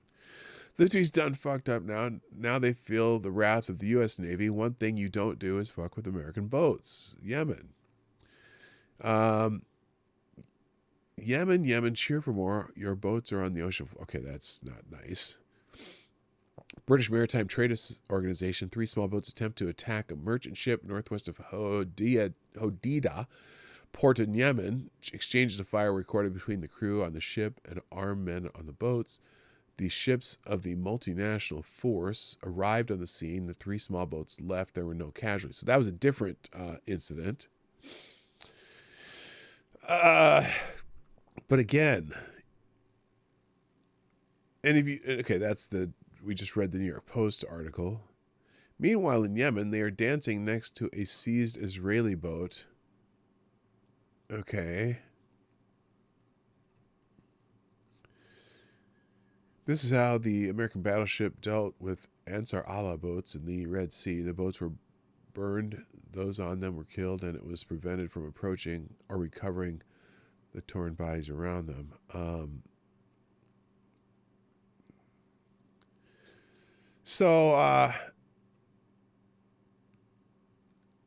Gaza calls Yemen answer all Israeli boats are cancer. Interesting. So there you go. That's what's going on with the Yemen boats. I'll leave that here. Let's make sure I leave that one out there too. So that's separate. It's a separate trending topic. Anything else going on? What are y'all talking about in the chat here? You see why I'm salt mining. Oh, gotcha. They have tons of salty tears.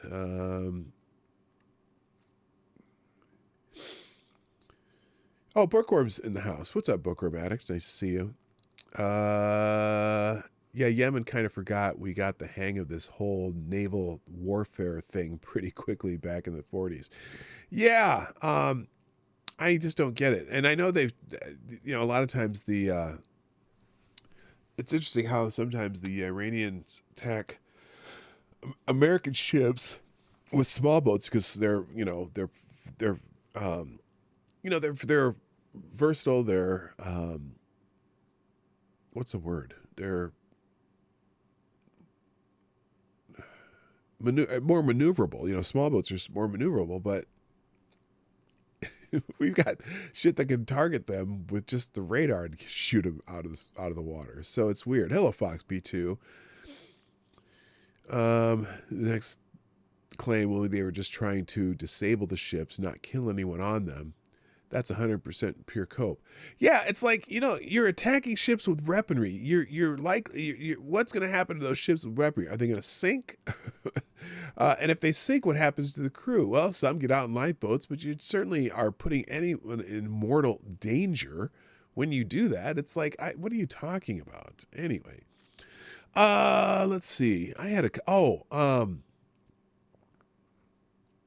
in other news, Here, I'm going to find this because going on in Ohio. Oh, goodness. Another swatting incident in this time in Virginia. Jonathan Turley was swatted. Now, he's become a kind of a gadfly in for Democrats as far as because he's a Democrat. They always describe as one. Anyway, George Washington University law professor Jonathan Turley swatted at his Virginia home. Someone called the Fairfax police and claimed that someone had been shot at Turley's home. Swatting is an awful crime that can end with a target shot or dead. This likely happened just because some horrible person doesn't like Turley's opinions about something. Legal scholar Jonathan Turley becomes the latest swatting victim after false reporting of a shooting at his home. Let's see. Yes, Turley says, yes, I was swatted this evening. It is regrettably a manifestation of our age of rage, the George Washington University law professor said in a statement. However, we are grateful to the Fairfax police officers who were highly professional and supportive in responding to this harassment. And he writes a lot of op-eds for the Post. Law enforcement responded to Turley's Fairfax County home after an individual placed a bogus emergency call. The Fairfax County Police Department confirmed that the caller falsely said someone was shot at his address. And then there's a description of swatting in illegal insurrection here. Other things. I wanted to go into what happened in Ohio, though, because people are talking about that. Let me find it here. Here we go.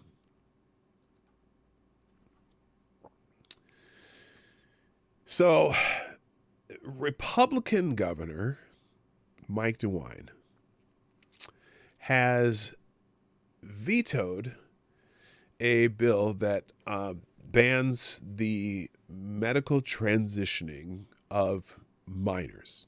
Okay. And so now we're finding out, well, here, let's see. Let me find the other article here. There's two articles on this. I want to do the first one here. Okay, that's Post. Let's see. Let's move this one over. So anyway, he there's a detransitioner activist, Chloe Cole, who blasted him for this. So detransitioner Chloe Cole has some tough words to offer Ohio Governor Mike DeWine days after he shot down a bill that would have banned transgender care for minors. This is the one I wanted to go to first. So on, let's see, was this on Friday? Yes, on Friday. He vetoed a bill blocking gender-changing services for minors and transgender athletes from women's sports. Okay, there was a bill in Ohio the legislature passed. He vetoed it. And he said the consequences of this bill could not be more profound. Yeah, you're going to continue doing physical harm to minors my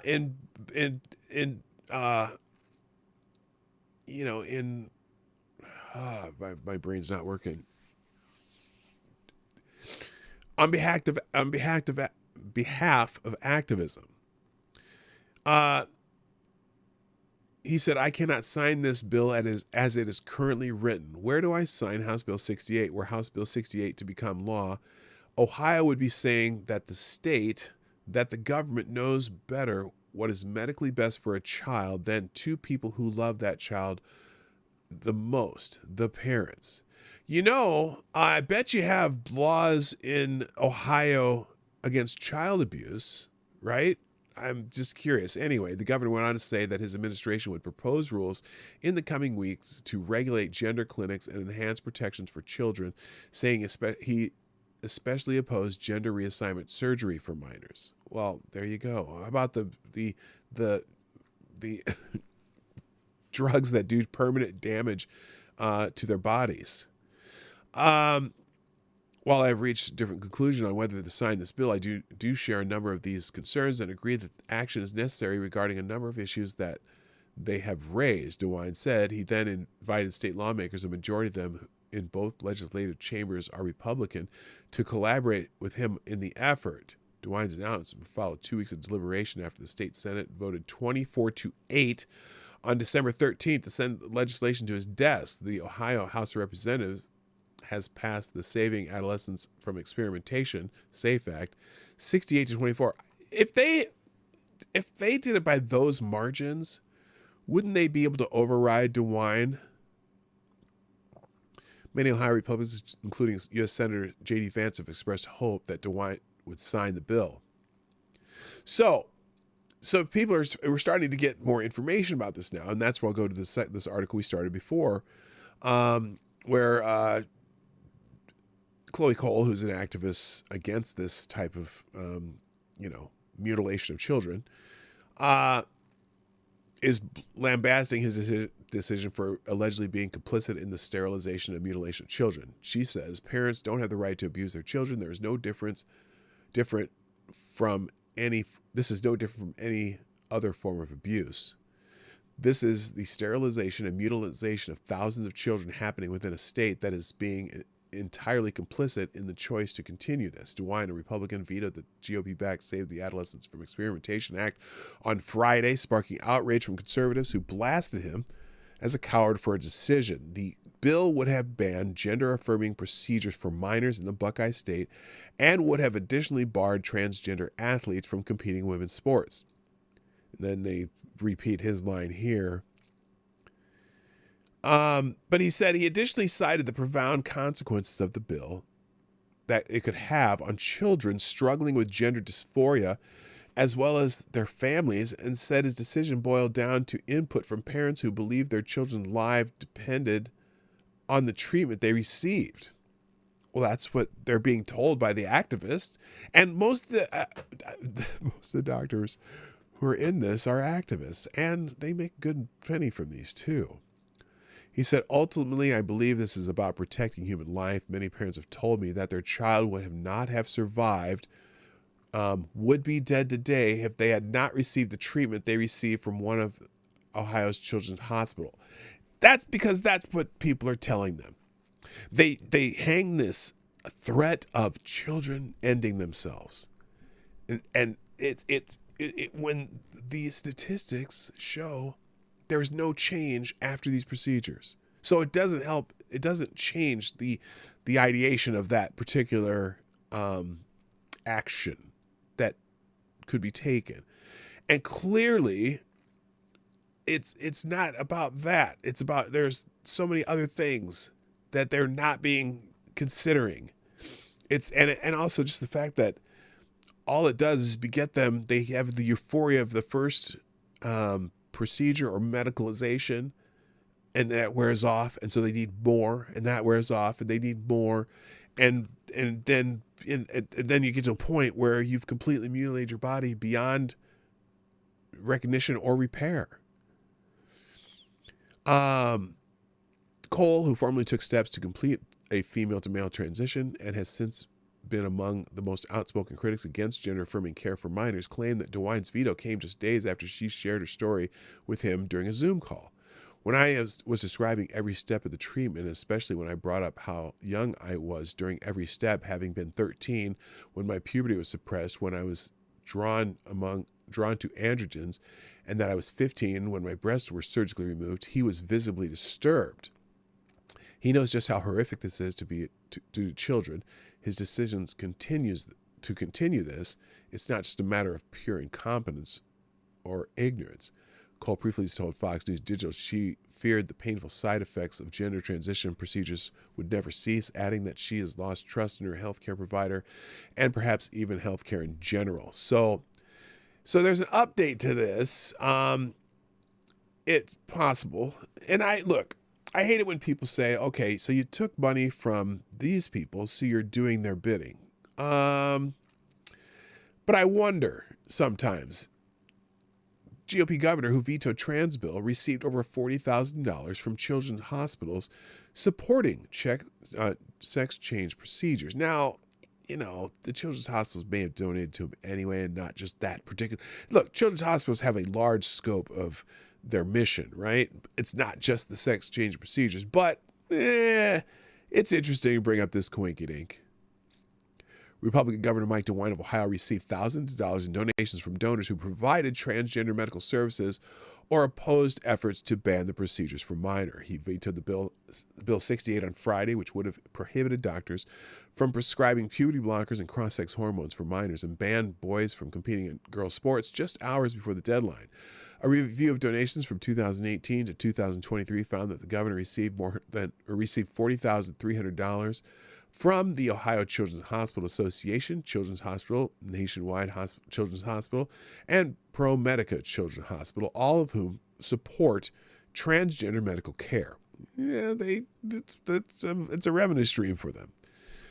OCHA donated $10,000 to the Mike DeWine and John Husted Transition Fund on December 28, 2018. Wait a minute. DeWine the transition? I'm just kidding. That joke wrote itself. And another $10,000 on December 7th, 2022. According to the report, a transition fund allows candidates to spend donations for transition activities and inaugural celebrations, according to Ohio's campaign finance handbook. Now, look. You shouldn't probably write shit like that in an article about transgendering, because whatever. Cincinnati's Children, affiliate of OCHA, donated $300 on December 15, 2022 to the fund. ProMedica, another affiliate of OCHA, also donated $10,000 in December 2018, according to the reports. Nationwide Children, a third affiliate with OCHA, donated $5,000 in December. So these donations are back in 2018. Are they holding those donations over his head now? See, I always, these kind of articles, I'm always skeptical of them. I mean, this was long before this issue came up. I mean, probably never heard of this issue in 2018. Now let's see. Here we go. Let's go farther though. The governor's office referred to the Daily Caller News Foundation back to DeWine's comments on the bill and his veto. DeWine said last week he was visiting hospitals that provide transgender procedures to hear families out on both sides of the issue, but did not elaborate on which hospitals he went to. Nick Lashutka, president of the OCHA, testified against House Bill 68, arguing that the bill strips away the rights of parents and their transgender children. Well, there's no such thing as transgender child. That's the problem. I want to get into that, but I'm not going to. I'll be here forever. The use existed before we established our gender clinics, and they will exist if our clinics are forced to close. The spokesperson for OCHA reiterated that the Daily Caller that DeWine visited with clinicians and patients' families of Ohio's Children's Hospital. The spokesperson also included a statement from Lashutka on the governor's veto. We are thankful for Governor DeWine's thoughtful approach in thoroughly researching the issue of gender-affirming care and vetoing Bill 68 today. We welcome the opportunity to work with the governor, the Ohio General Assembly, and relevant state agencies to ensure Ohio's youth have access to the critical care they need while also addressing concerns raised during the debate in HB 68. Yeah, here's what they could do. They could go look up the research in the countries that are banning it and find out why. And finding out, because there's much more extensive research in those countries, right? Because right now, if you're trying to get research money on this, I'm going to guess that everyone who donates to this kind of research, the research is going to be restricted to people who are for it. Okay, they're not going to, because that's right now if let's say OCHA, what is that? OCHA is the Ohio Children's Hospital Association. If they're filled with activists who believe highly in gender-affirming care, which is actually gender-denying harm, then that research is all going to be finding ways to prop up gender-affirming care, not facts about gender-affirming care. If they really want to research, why don't I go in places that have already banned this? Countries that are not right-wing conservative countries by any stretch. Sweden, Norway, Finland, UK. Well, UK's whatever. They're not. They're halting. Put the brakes in this. They're tapping the brakes hard, and going, wait a minute. What are the real consequences of this care? What is the real? They throw the threat of self-ending by children at you, but what's the real rates before and after? What's the real long-term impact, which they haven't done? There's no long-term impact studies on this. Not for children. This is a new thing. They're starting to do this to kids here. They already tried this in other countries. And they're starting to say, whoa, we need to go back. This should go the way of the lobotomy. This should go the way of phrenology. Should go the way of bloodletting. Bloodletting was medical care. We can't outlaw bloodletting. Lobotomies. Oh, that's the latest and greatest, procedure, and it's won a Nobel Prize. We can't stop people doing lobotomies. That's where we are now with this. And they're going to find that the social impact on this and just thinking how barbaric this is going to look in 20 years when they realize, oh yeah, we probably shouldn't have been doing this. Bloodletting has uses and still exists though. Okay, leeches then. How about leeches? Can we say leeches? Yeah, bloodletting as far as depressurizing certain areas of the body, that's still used, but I'm not talking about that kind of bloodletting. I'm talking about Barber of Seville shit. Okay? Well, the Barber of Seville went a little too far. I get you. So anyway, all right. Let's stop that. You know what? I know it's not Friday, but I'm going to finish the show today. We're going to do I'm going to talk to chat. Leeches are still used? Okay, I don't know. Maybe I just don't know what the fuck I'm talking about. I'm just saying.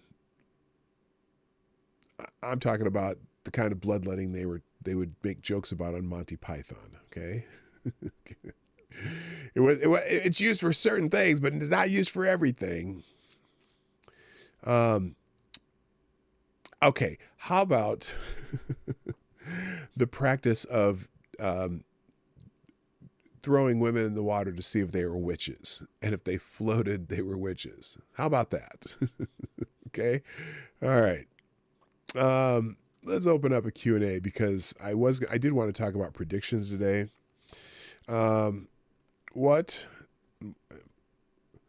More predictions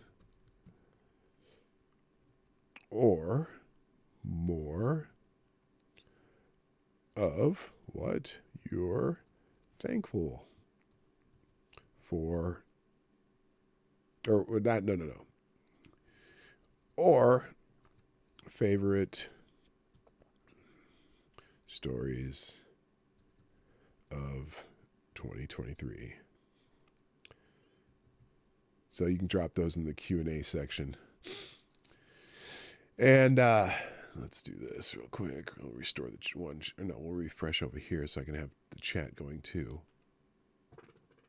All right, let's see. I'm going to put this for live chat over here and questions over there. Is that going to work? Yes, it is. All right. So if you want any predictions for 2024, or if you want to talk about your favorite stories of 2023, put them in the chat, or you can ask questions. I'll answer your questions. For example, Sure You Gospel, how bad do you think things are going to get this year? Look, it seems like our country can survive a lot.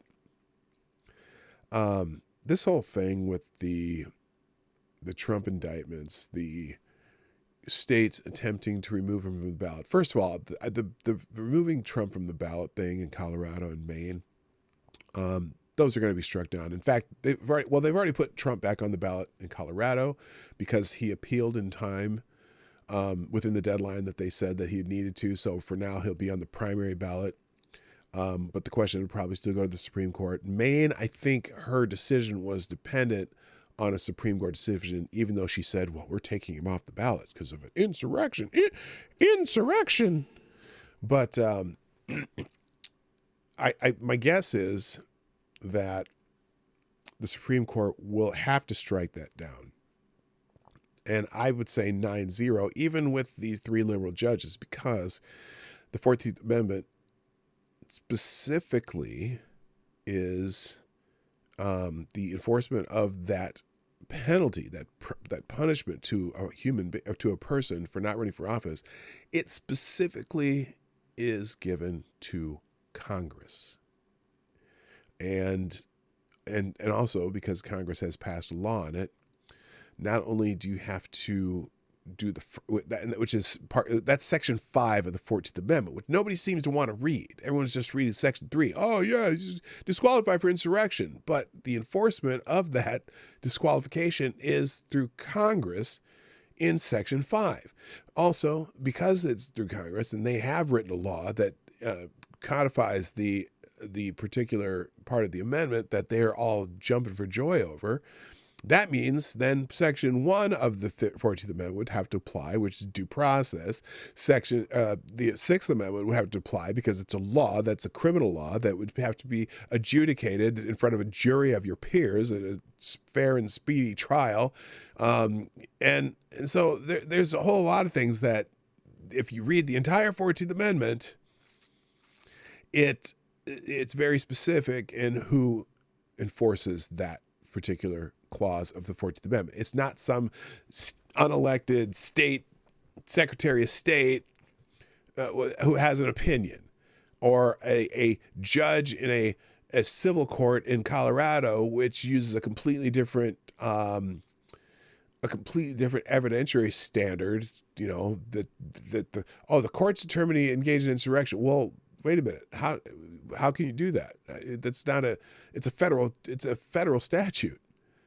You know, you don't, state courts don't try federal cases. So anyway, wait, who said that Colorado was already struck down? It wasn't struck down. The reason he's back on the ballot in Colorado is because in that particular ruling, he said that he had a time to appeal, and if he appeals it, he can still be on the primary ballot. But this is kind of shit that people get angry about, and not a problem. I think it's a good thing that people that right are very wary now of any kind of protesting or any kind of anything that could even resemble violence. And it's because of January 6th that they were suckered into doing some stupid shit on January 6th, which was not an insurrection.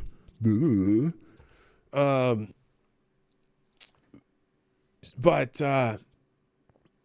it's like all this stuff just gathers momentum. I think you're going to, first of all, if Trump is on the ballot in 2024, you're going to see the most insane voter turnout you've ever seen. There's going to be riots from the left, no matter what. They're going to riot because that's what they do. That's their favorite thing. They're gonna be taken to the streets, and whose streets are streets, and whether just for him being on the ballot, probably. There's going to be more attacks on conservatives at Trump's rallies, just like we had in 2016. You're going to see a resurgence of the little Antifa fuckers, okay, who are not anti-fascist. They are anti-fascist in the sense that Wonder Bread is a wonder. It's not a wonder. It's just bread. And these little fuckers are actually fascists. They want the state and their violence to control you. They're the brown shirts of the fascist left, because they think that they can go in and commit violence against people that disagree with them. And they want the government to take care of everything. So it's just one of those things that I go, how bad is it going to get? I think it's going to be ugly. And I think it's going to be much like 2016. 2020 was marred by, the George Floyd. Oh, by the way, they're already, the media and whatever, they're already pushing a lot of shit to try to get people riled up. CNN put out a report. Hello, Parody Bear. What's up? CNN put out a report. I just saw a thing on this where, and it seems subtle, but it's just one of these things that they did before 2016 that I noticed, and they did it before. They always do it before election. They always come out with some kind of report that, it seems minor, but they say, black people are being discriminated against mortgages. There was a report on CNN that they did their own analysis of the Navy Federal Credit Union. And they put out this article talking about how, black people are turned down, like more than 50% of the loan applications are turned down, and it's way more than white people and this and that. And now it's one of those things where if you don't know anything about the mortgage business and you haven't been in it, you probably should just not say much, because I've spent 12 years doing that. And I know why people get turned down for loans. And one thing they never mention in reports, because I used to read these reports from Acorn all the time. Remember Acorn? Remember them? They do a report every year saying, oh, yes, you're discriminating against borrowers of color. And I worked in an industry that was bending over backwards to try to increase the number of what they would call emerging market loans, meaning people of color, people in low income, blah, blah, blah, blah, blah. And so I know the exact opposite was true, but because the outcomes, they could say, well, this X number of this particular demographic get turned down and this and that. And they would use criteria like, well, this, they had income, they had this, they had that, but they would never talk about credit, and they would never talk about assets, because if loans are getting turned down, it was because people were trying to buy too much house, too high of a debt to income ratio, or because they had shitty credit, which I helped people. About a third of my clients were black. I was always trying to help people improve their credit, because usually I knew if I turned a loan in that didn't fit the criteria for that loan, it wasn't going to get approved. But a lot of people would just turn in loans to turn in loans. I didn't do that. I had, and unfortunately, a lot of my clients of color, clients of color, had major credit issues. And I would say, you know what? I'd stop the loan application right when I saw their credit. And because here's the thing. I used to always say, my first question, mostly with people who wanted to buy a house or refinance a house, I would ask them, how would you describe, if I pull a credit report, how would you describe what I'm going to see? How is your credit? If someone said that their credit was excellent, like that was just immediately out of their mouth, and I pull a credit report, they'd usually be right. I'd be like, oh, yeah, you're actually right. Your credit is excellent. If they hesitated for 1 second, do one of these, or they said something like to the effect, well, I pay my bills, I already knew it was going to be a shit show, and I was right 95 times out of 100. That if they hemmed and hawed for a second, or if they said, I pay my bills, that means you pay your bills, but you pay them late, and that's affecting your credit. Or you have no credit. Now, a lot of times I can help people with no credit, because you can build credit on basically if they pay their rent on time, they pay their phone bill on time, they pay this on time, they pay that on time. And you can say, okay, I can put together verifications of all these things and send them in. And the lenders say, oh, they do pay their bills on time. But there's some people who have an attitude that, well, as long as I pay my bills, it should be good, right? But what if you pay all your bills 30 or 60 days late, or you go and pay something 60 days late and then you make up for it a couple months later and this and that. That's not what the lenders want to see. And so, and unfortunately, a lot of the clients I had that attitude. Well, I pay my bills. Well, do you pay them on time? That's the thing. You got to pay them on time for 12 months in a row just to be even considered. Okay. And if you run good credit, you pay all your bills in time, and you have credit, because some people don't have credit cards. I don't knock people that don't have credit cards. You can always build credit for those people. But anyway, the point is that article, that CNN analysis, just like every single Acorn report that I have ever seen in the past, and then you'd see them in the late 90s and into the early 2000s before James O'Keefe basically destroyed Acorn. Never, ever, ever figured credit into their analysis.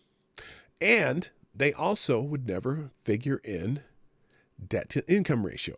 Okay, now debt to income ratio means when you pay all your bills, how much do you bring in net versus how much you pay, how much you have paying your credit bills, because they don't even count your life expenses, but they say, okay, mostly they don't want your entire debt to income ratio to be over 36%. That means your credit items, your housing, your and usually including tax and insurance and any other credit.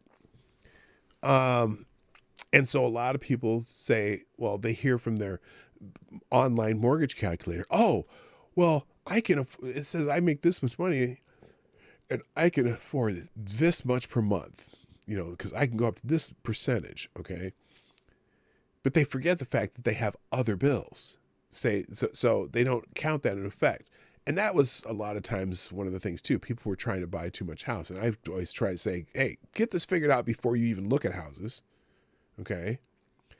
And just because you're paying $1,300 in rent and you're getting by doesn't mean you can get approved for a loan that's $1,300 a month based on your actual income. Because you have one bad month and you have no reserves, you're screwed. And lenders know that. And that's why they have their very formal calculations that have nothing to do with race. I sat next in one of the companies I worked for. The underwriter, my office was right here. The underwriter's desk was outside my office, 2 desks away. So I knew how they did the work. None of their work had anything to do with race whatsoever. Their work was based on numbers and whether or not they fit within the formula that lenders knew are genuinely, they knew were, that fit their formula. They knew that if it was within their formula, they were likely to get paid. And let me remind you something. There's not a single lender out there that says, if this person meets the criteria for my loan, I'm not going to give them the loan because, oh my gosh, the hue of their skin is darker than I like. Do you know why? Because lenders don't make money by turning down loans. They don't give a shit. They want to make money. And if they can make money off you, they're going to give you the loan. So it's just, it's insane. And it's just, but the idea that lenders are out there in this day and age. Now, maybe in the past, when you had a local bank and they said, oh, you're going to come in and apply for a loan, and there's some racist asshole behind the desk who makes the decision and just kind of botches it on purpose because he's a racist asshole.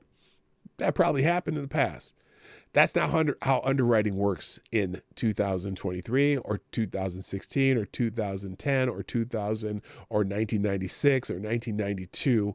At least my experience in that industry. Sorry, it's all formulas. The underwriters don't even barely look at your names. And generally, unless you checked one of the boxes on the 1003 that's voluntary to mention your race, they don't know your race. Sure, you might have a name like Shaquanda Williams, and they, might be an ethnic name, but they don't pay attention to the names. They see the last name and your credit score and your debt to income ratio and your assets. And that's all they care about. The underwriter wants to approve loans. They make money. The banks make money by approving loans, not denying loans. So the idea that it's some kind of, racial aspect to it, correlation does not mean whatever the other word is. So there you go. All right, let's move on. Selected boy, what will be the new disease for the election? They already have a new strain of COVID that they're talking about. And then there was, what was the one? They had the one, what was that? Anyone remember the one that they were talking about? A bunch of children were dying, supposedly. But then they found out that not a bunch of children are dying. I don't know. They're coming up with something, Selected boy. Thank you for the question. Amazing Disgrace says, DeSantis will dye his hair orange in 2024. That's a prediction. Yeah. He's probably going to have, look, unfortunately, I don't know what's going on. Why? Well, obviously the establishment is looking for Nikki Haley. They want Nikki Haley. And that's why when she said her stupid Civil War shit, that she kind of glossed over the slavery part of it. Even though, look, slavery was not the main driver of the Civil War per se. But the economics of it were, if you catch my drift here. Because remember, weren't two of the northern states slave states? Two of the Union states were slave states, I think. Delaware and Kentucky. Wasn't Kentucky fighting for the North? Those were slave states. So it's clear, certainly it wasn't slave states versus non-slave states. I don't know if I got that right. Is it Kentucky and Delaware? I know there's at least one slave state that was that far for the Union. I haven't gotten to your question yet. RSV? Maybe it's RSV. No, is it white lung? I think that's the one. Wait, will children become young adults with gender confusion? So I don't allow mine to get there and grow up a little to determine the decision. Oh, you're behind, Wendy. I was like, okay. Will children become young adults with gender confusion? So why not allow a minor to get therapy and grow up a little and their own decision? Moron governor alert. Yes, he's a moron. He's afraid. He's afraid of being. He's afraid of being canceled by the media. He would no longer be a media favorite governor. That's the other part. DeWine is still a media favorite Republican because he doesn't like Trump, and he's for every reason that the media will accept a Republican and then shit on them later. So he's a media Republican. Damon Gershwin, how you doing? Nice to see you. So let's see here. All right. What was I talking about? Oh, the new disease. There's people are popping them in the chat. Amazing Disgrace. DeSantis will dye his hair orange. Simon Wolfwood. Here's his prediction. If there is an election, Hillary Clinton will be on the Democratic ticket, not Joe Biden. Ooh. Oh, spicy. We talked about that one on Friday, didn't we? Or Thursday? That supposedly there's people behind the scenes. Maybe hitting up Hillary Clinton for this. Oh God, let me just give you one of these.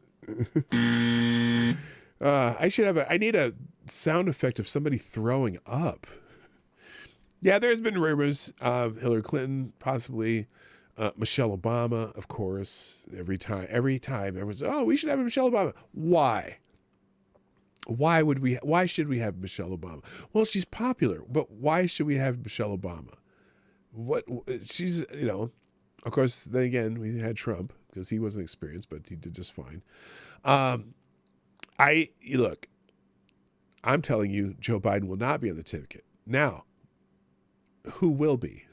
That's the question I'm saying. Who will be? Will it be Gavin Newsom? I mean, he's obviously positioning himself to be the replacement for Biden at some point. Okay, so when would that be?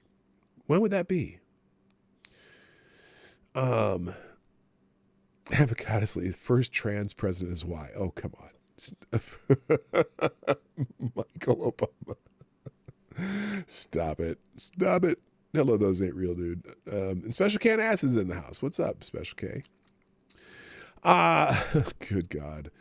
Resolute Germ prediction. Oh, this is a question. When does Biden have his accident to generate sympathy vote and cover for ballot stuffing? Interesting. Look, if he has an accident, that'll be his excuse to drop out of the race, in my opinion. If he has a disease, if he gets sick, he's already. You remember that time when he was talking about how if he and Obama disagreed on something or whatever, and he would just get sick and go away. Remember that? He said that in an answer to somebody. And I think he accidentally gave us the plan that he's going to get sick and go away. And so they're going to fill that. And they are not going to fill that with Kamala Harris. Nobody, well, I wouldn't say nobody outside of her circle likes her. In fact, most of her staff doesn't even like her. Avocados Diabli. I predict the hollow earth reptilians will appear this year and ask us to keep it down. They are trying to sleep downstairs. Yes. Yes, absolutely. Absolutely. That's 100%. I guarantee that prediction. Shrapnel. Oh, as a question, eggnog or mimosas? If I have to choose, and I would say mimosas only because I can probably stand drinking them year round, versus eggnog. I can handle it when it comes out, but I'm not disappointed when it goes away because, here's a question for you guys. Here, let's do a poll. We're going to do a poll on this. And for those who drink eggnog, and if you don't drink eggnog, I'll put that in there too. Eggnog. And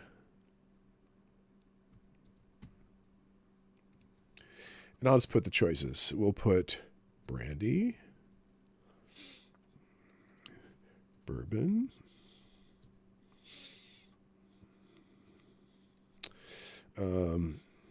no booze, or no way. There's a poll for you. Do you drink eggnog? Would you prefer brandy, bourbon, no booze, or no? Get the hell into the nizzo. All right, there's the poll. Moving on. Avocados Diabli prediction. I predict Trump wins. There will be a second Jan 6th, and try and stop the counting of electoral votes, and somehow it will still be blamed on the right wing. Oh, that's interesting. If Trump wins, there will be a second January 6th to try to stop the vote. You know what? That does sound likely, doesn't it? It's T2's in the house. How you doing? Yeah, you think January 6th was an insurrection? Wait till the insurrection if Trump wins in 2024 and on how it's going to look on Inauguration Day in this country. And you know what?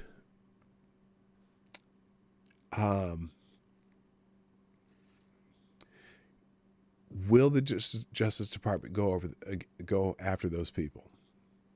Now, that would be Trump's Justice Department. Whoever he determines is going to be the Attorney General. Hoo boy.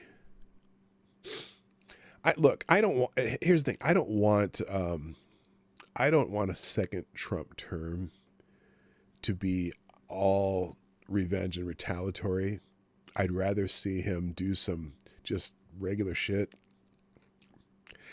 and get it done. There have been a lot of bad actors though in this whole thing with Trump, and particularly I look at that Letitia James and the case that she's brought against Trump, and the judge. You can't do anything about those, right? But the judge who who's going along with this nonsense in that particular case, that's the one that is the most ridiculous. And that's not even a criminal case. But they're going to try to take everything he has in New York. That's the purpose of it. They're trying. Everything is in these cases are designed to destroy Trump, and most people in this country can see that. The only one that might even be close right now may be the documents case. But even then, it's like, look, he was president of the United States. He had the documents. They had him locked in a secure area. When they asked him to put him make the secure area even more secure, he did so. And then they raided him. Go figure that. But as far as him winning, and there'll be a second January. Oh, you don't think the leftists will try it? And think about it.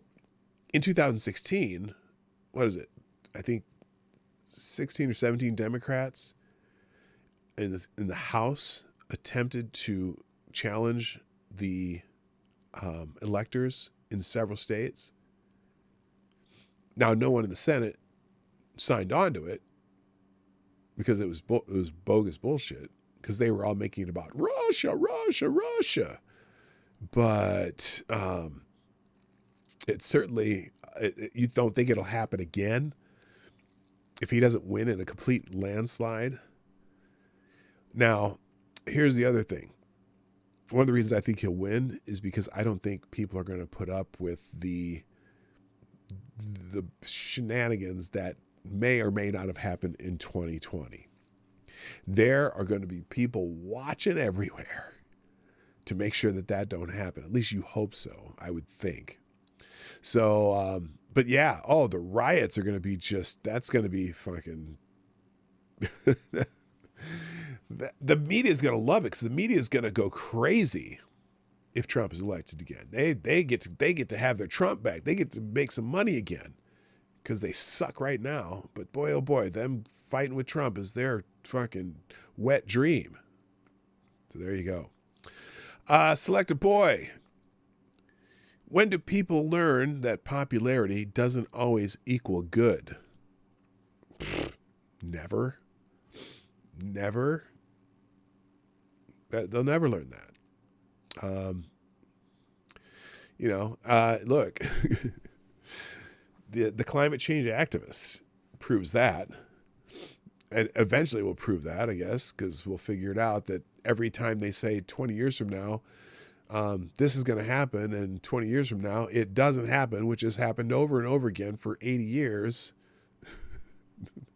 They're Shygon, what's up? Happy New Year, Shygon. I see you up there. Say hi to Beard for me. Wait, what? Now, okay, hang on. Now you say do not read the chat. You know what happens when you say don't do something? I'm not one for following rules. By the way, thank you everybody. Right now there are 43 likes on this and 44 people here, or 45 people here. And I'm assuming that there's a few more of you because some people pop in and out and hit the like button and leave. So make sure you hit the like button sometimes during the show. Okay, now I got to read the chat. Okay, we're talking about, wait a minute. Well, I have to look upon it. I heard reptilians from my internet crush. Who said reptilians? I don't know who. Now I'm just scrolling down here. I'm not hearing this. I don't know what this means. Don't read the chat. We're gone astray. Eyes from Mr. Okay, I don't know what that means. All right, so anyway. So that's all the predictions, questions, whatever. Anyone got anything else they want me to talk about? Because I'm in no hurry, I guess. Oh, well, Lady Boomer's not up yet. Where is she? What is she doing? I should figure out what she's doing. Anyway, guys, I hope you have a most fantastic 2024. I think things can only get better, right? Look, there's already signs that the damage, the damage done from the COVID years and the inflation, all that. It's easing. It's not getting better. You're not spending less money. It's still up from years past. There's not any deflation going on. But certain things that you have to get are at least a little bit cheaper now, maybe to give you a little bit of relief, especially gas. Wait, skip my question, old man. Wait, I don't see your question. Where would your question be, Tyre? Is it, is it in the regular chat? I'm looking here. Tyre, eggnog is disgusting. I don't see one. Tyre, what is your question? It's not in the question section, which is Q&A predictions or favorite stories of 2023. They didn't hit the people from J20. Tyre, I have no idea what you're asking me. Put it in the regular chat. Oh, episode's not over, Select Boy, because apparently I missed one of Tyre's chats and I don't see it. Did it get deleted?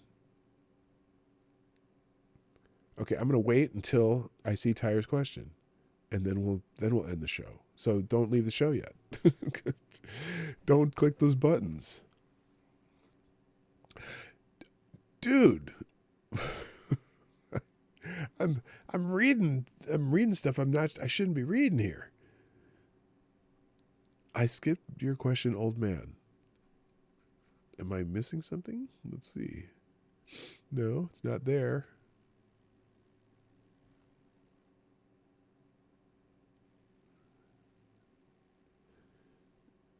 Tyre. I know there's a little bit of delay, but it shouldn't take you this long.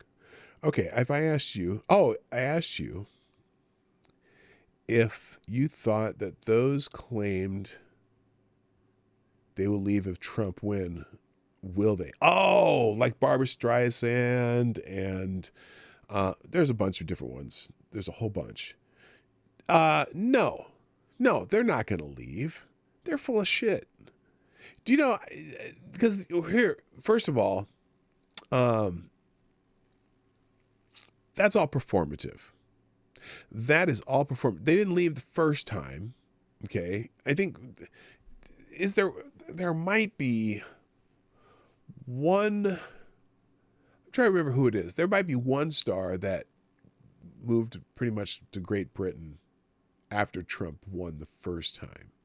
But so many of them said, if he wins, I'm going to leave the country. That ain't happening. Barbara Streisand ain't moving anywhere.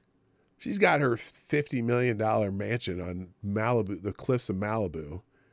That, what's she going to do with that? She can't sell that shit. She's not moving. These people, it's all performative. I wish they would. You know where I want them to move? Move to Afghanistan. Babs, don't move to somewhere safe like Canada, which is becoming increasingly unsafe, unfortunately. Move to be bold. Move to Afghanistan. Move to Gaza. Move to the Congo. That's what I'm saying. Oh. Well, there's Gunfox again. I guess I'm not ending the show. Gunfox with another Hamilton. Looking for our first rant of the year. All right, let's see. What fresh hell is this? Okay, we got an article. Move to Siberia. Move to somewhere that really, really means something. Oh, yeah, I forgot about this. Oh, Gunfox, did you have to bring this up now? Good God. Okay, here we go. Here we go.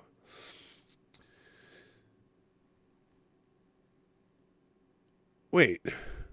Biden fast tracks work authorization for migrants who cross legally.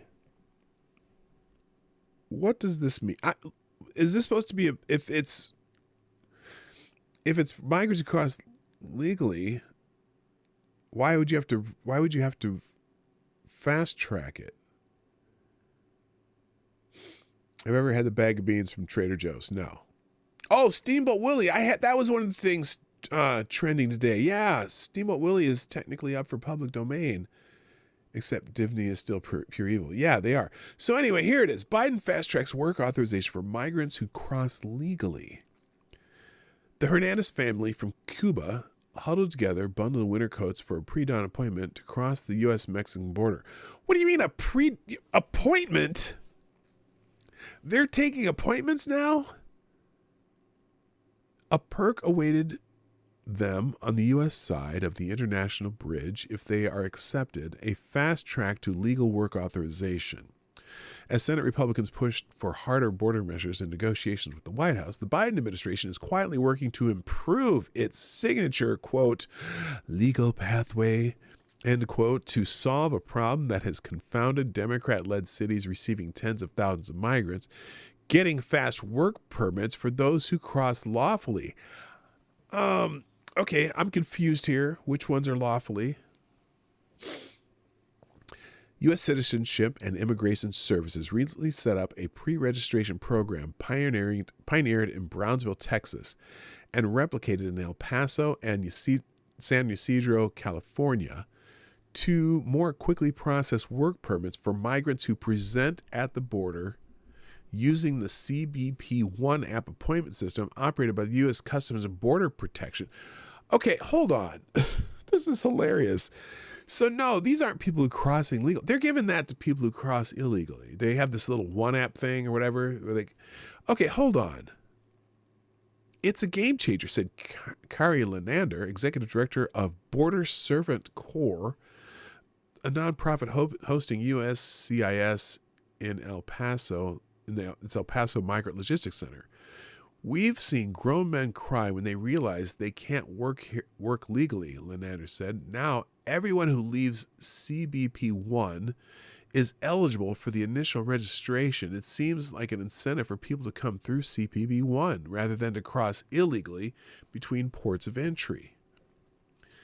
Two women working for the USCIS contractor. Hang on a second here. What the hell happened just there? What was that? I wanted to read the article. It blew up. Hang on. Should we continue reading? There we go. Okay. The pre-registration is designed to speed along migrants' applications for employment authorization. Democrat-led cities, including New York and Chicago, are clamoring for help supporting tens of thousands of migrants arriving, often bussed in from the Texas border by Governor Greg. Often, but not always, because the U.S. government's doing it too. Often bussed in from the Texas border by Governor Greg Abbott's Operation Lone Star. New York Mayor Eric Adams urged the federal government to facilitate access to work permits as the city has struggled to aid more than 126,000 asylum seekers and other migrants who had few resources, needed shelter, and had no authorization to work. Again, when you call them asylum seekers, they're not crossing the border legally. That's not how you seek asylum. Let them work, give them the opportunity to contribute to our society, Adams said in September. We're saying we must expedite work visas. It's just common sense. Thousands of jobs are available to be filled. Well, if thousands of jobs are available to be filled, but we have the greatest economy and employment in history. Okay. 2 months later, USCIS has made steady progress. The agency told USA Today the median processing time for CPB-1 associate work permits is so this is why they're giving them all smartphones. They're giving even if they cross illegally, they are giving them smartphones with a CPB-1 app on it. Okay. The median processing time for CBP-1 associated work permits is approximately 30 days. Previously, migrants reported waiting 4 or more months from the date they applied. The agency is also providing on-the-ground work permit registrations in New York City, Chicago, Boston, and Denver, resulting in nearly 5,000 work permits. The USCIS said it's a fraction of the 1,450 individuals per day, nearly 4,500 a month, who are processed via CPB-1 appointments at the ports of entry from California to Texas. You mean, okay.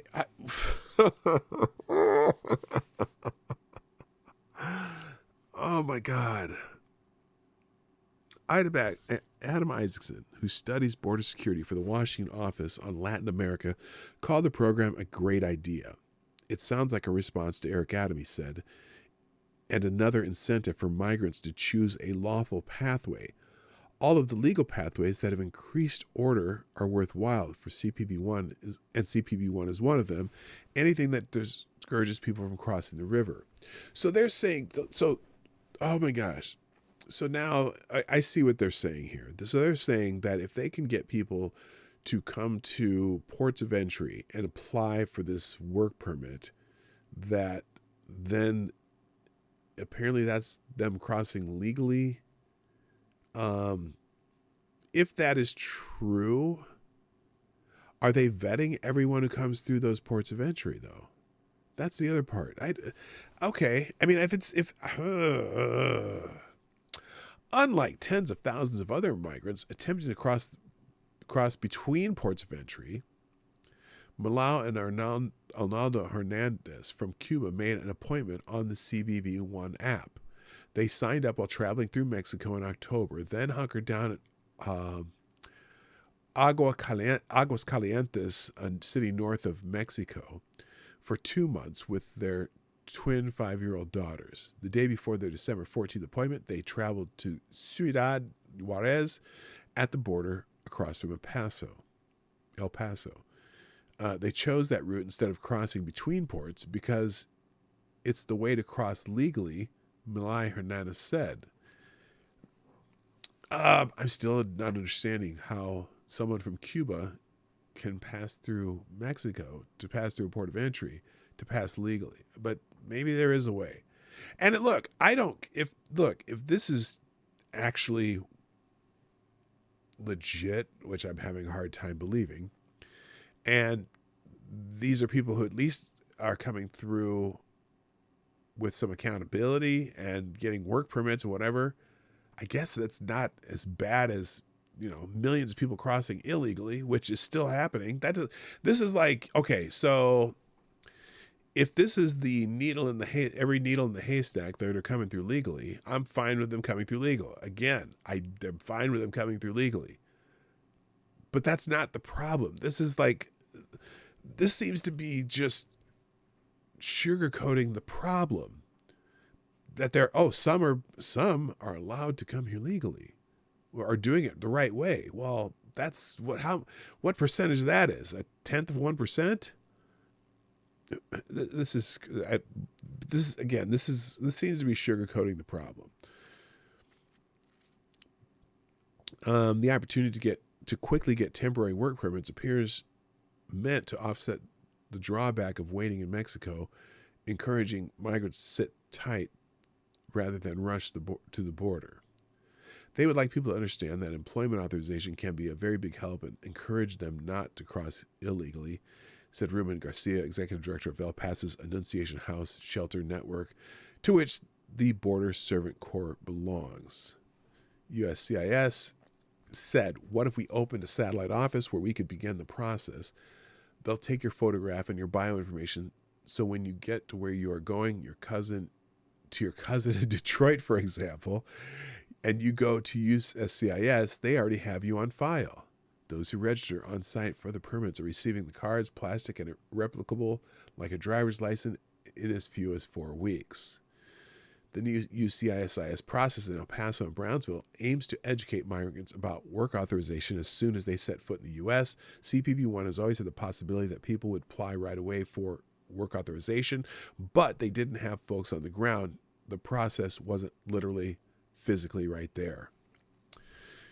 Then they go into the swollen backlog and setback at the border. Roughly 100 other migrants wanted their turn to hand passports to CPB officers at the top of the Paso del Rio del Norte bridge, where an American flag waved overhead. CBP debuted the appointment scheduling function in January 2023, and the migrants on the bridge that morning were among more than 324,000 individuals. CBP says they successfully make appointments on the app through October. Oh, man. Now, So now normally our country takes in about, I thought the number used to be about 1 million legal immigrants a year.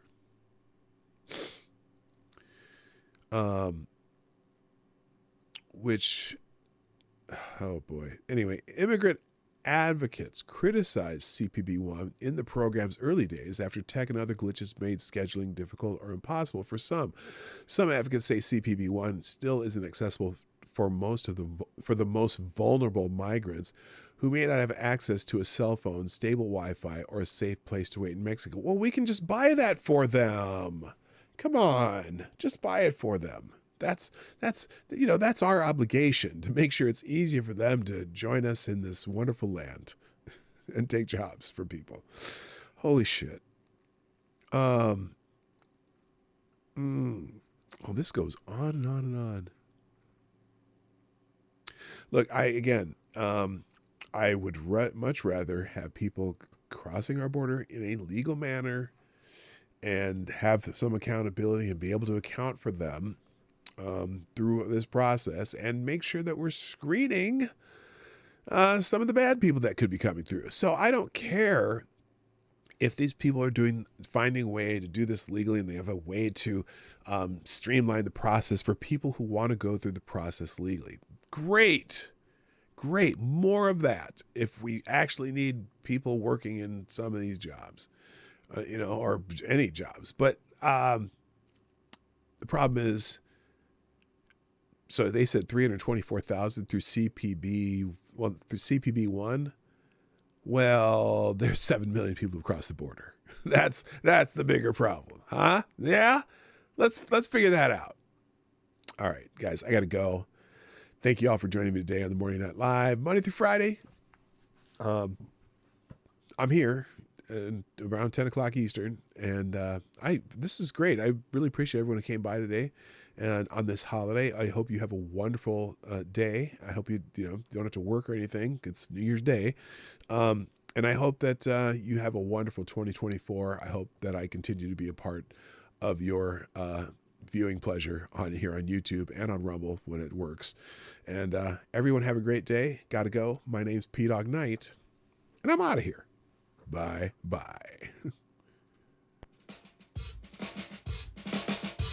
Hey, this is P-Dog Knight, and thanks for watching today on the P-Dog Knight channel.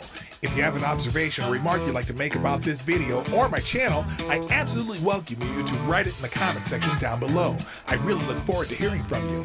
And before you go, if you like what you saw but you're not already subscribed, please make sure you hit the subscribe button and definitely click that bell that pops up afterwards so you'll be notified when I post new videos or when we go live. I broadcast my live show, The Morning Night Live, Monday through Friday at 10 o'clock Eastern, 9 o'clock Central. A special thank you to all the supporters of this channel who share our videos on social media and who make donations through Streamlabs, YouTube, Venmo, and Cash App, which are all linked in the description down below. Thanks again, and until next time, I'm P-Dog Knight, and I'm out of here.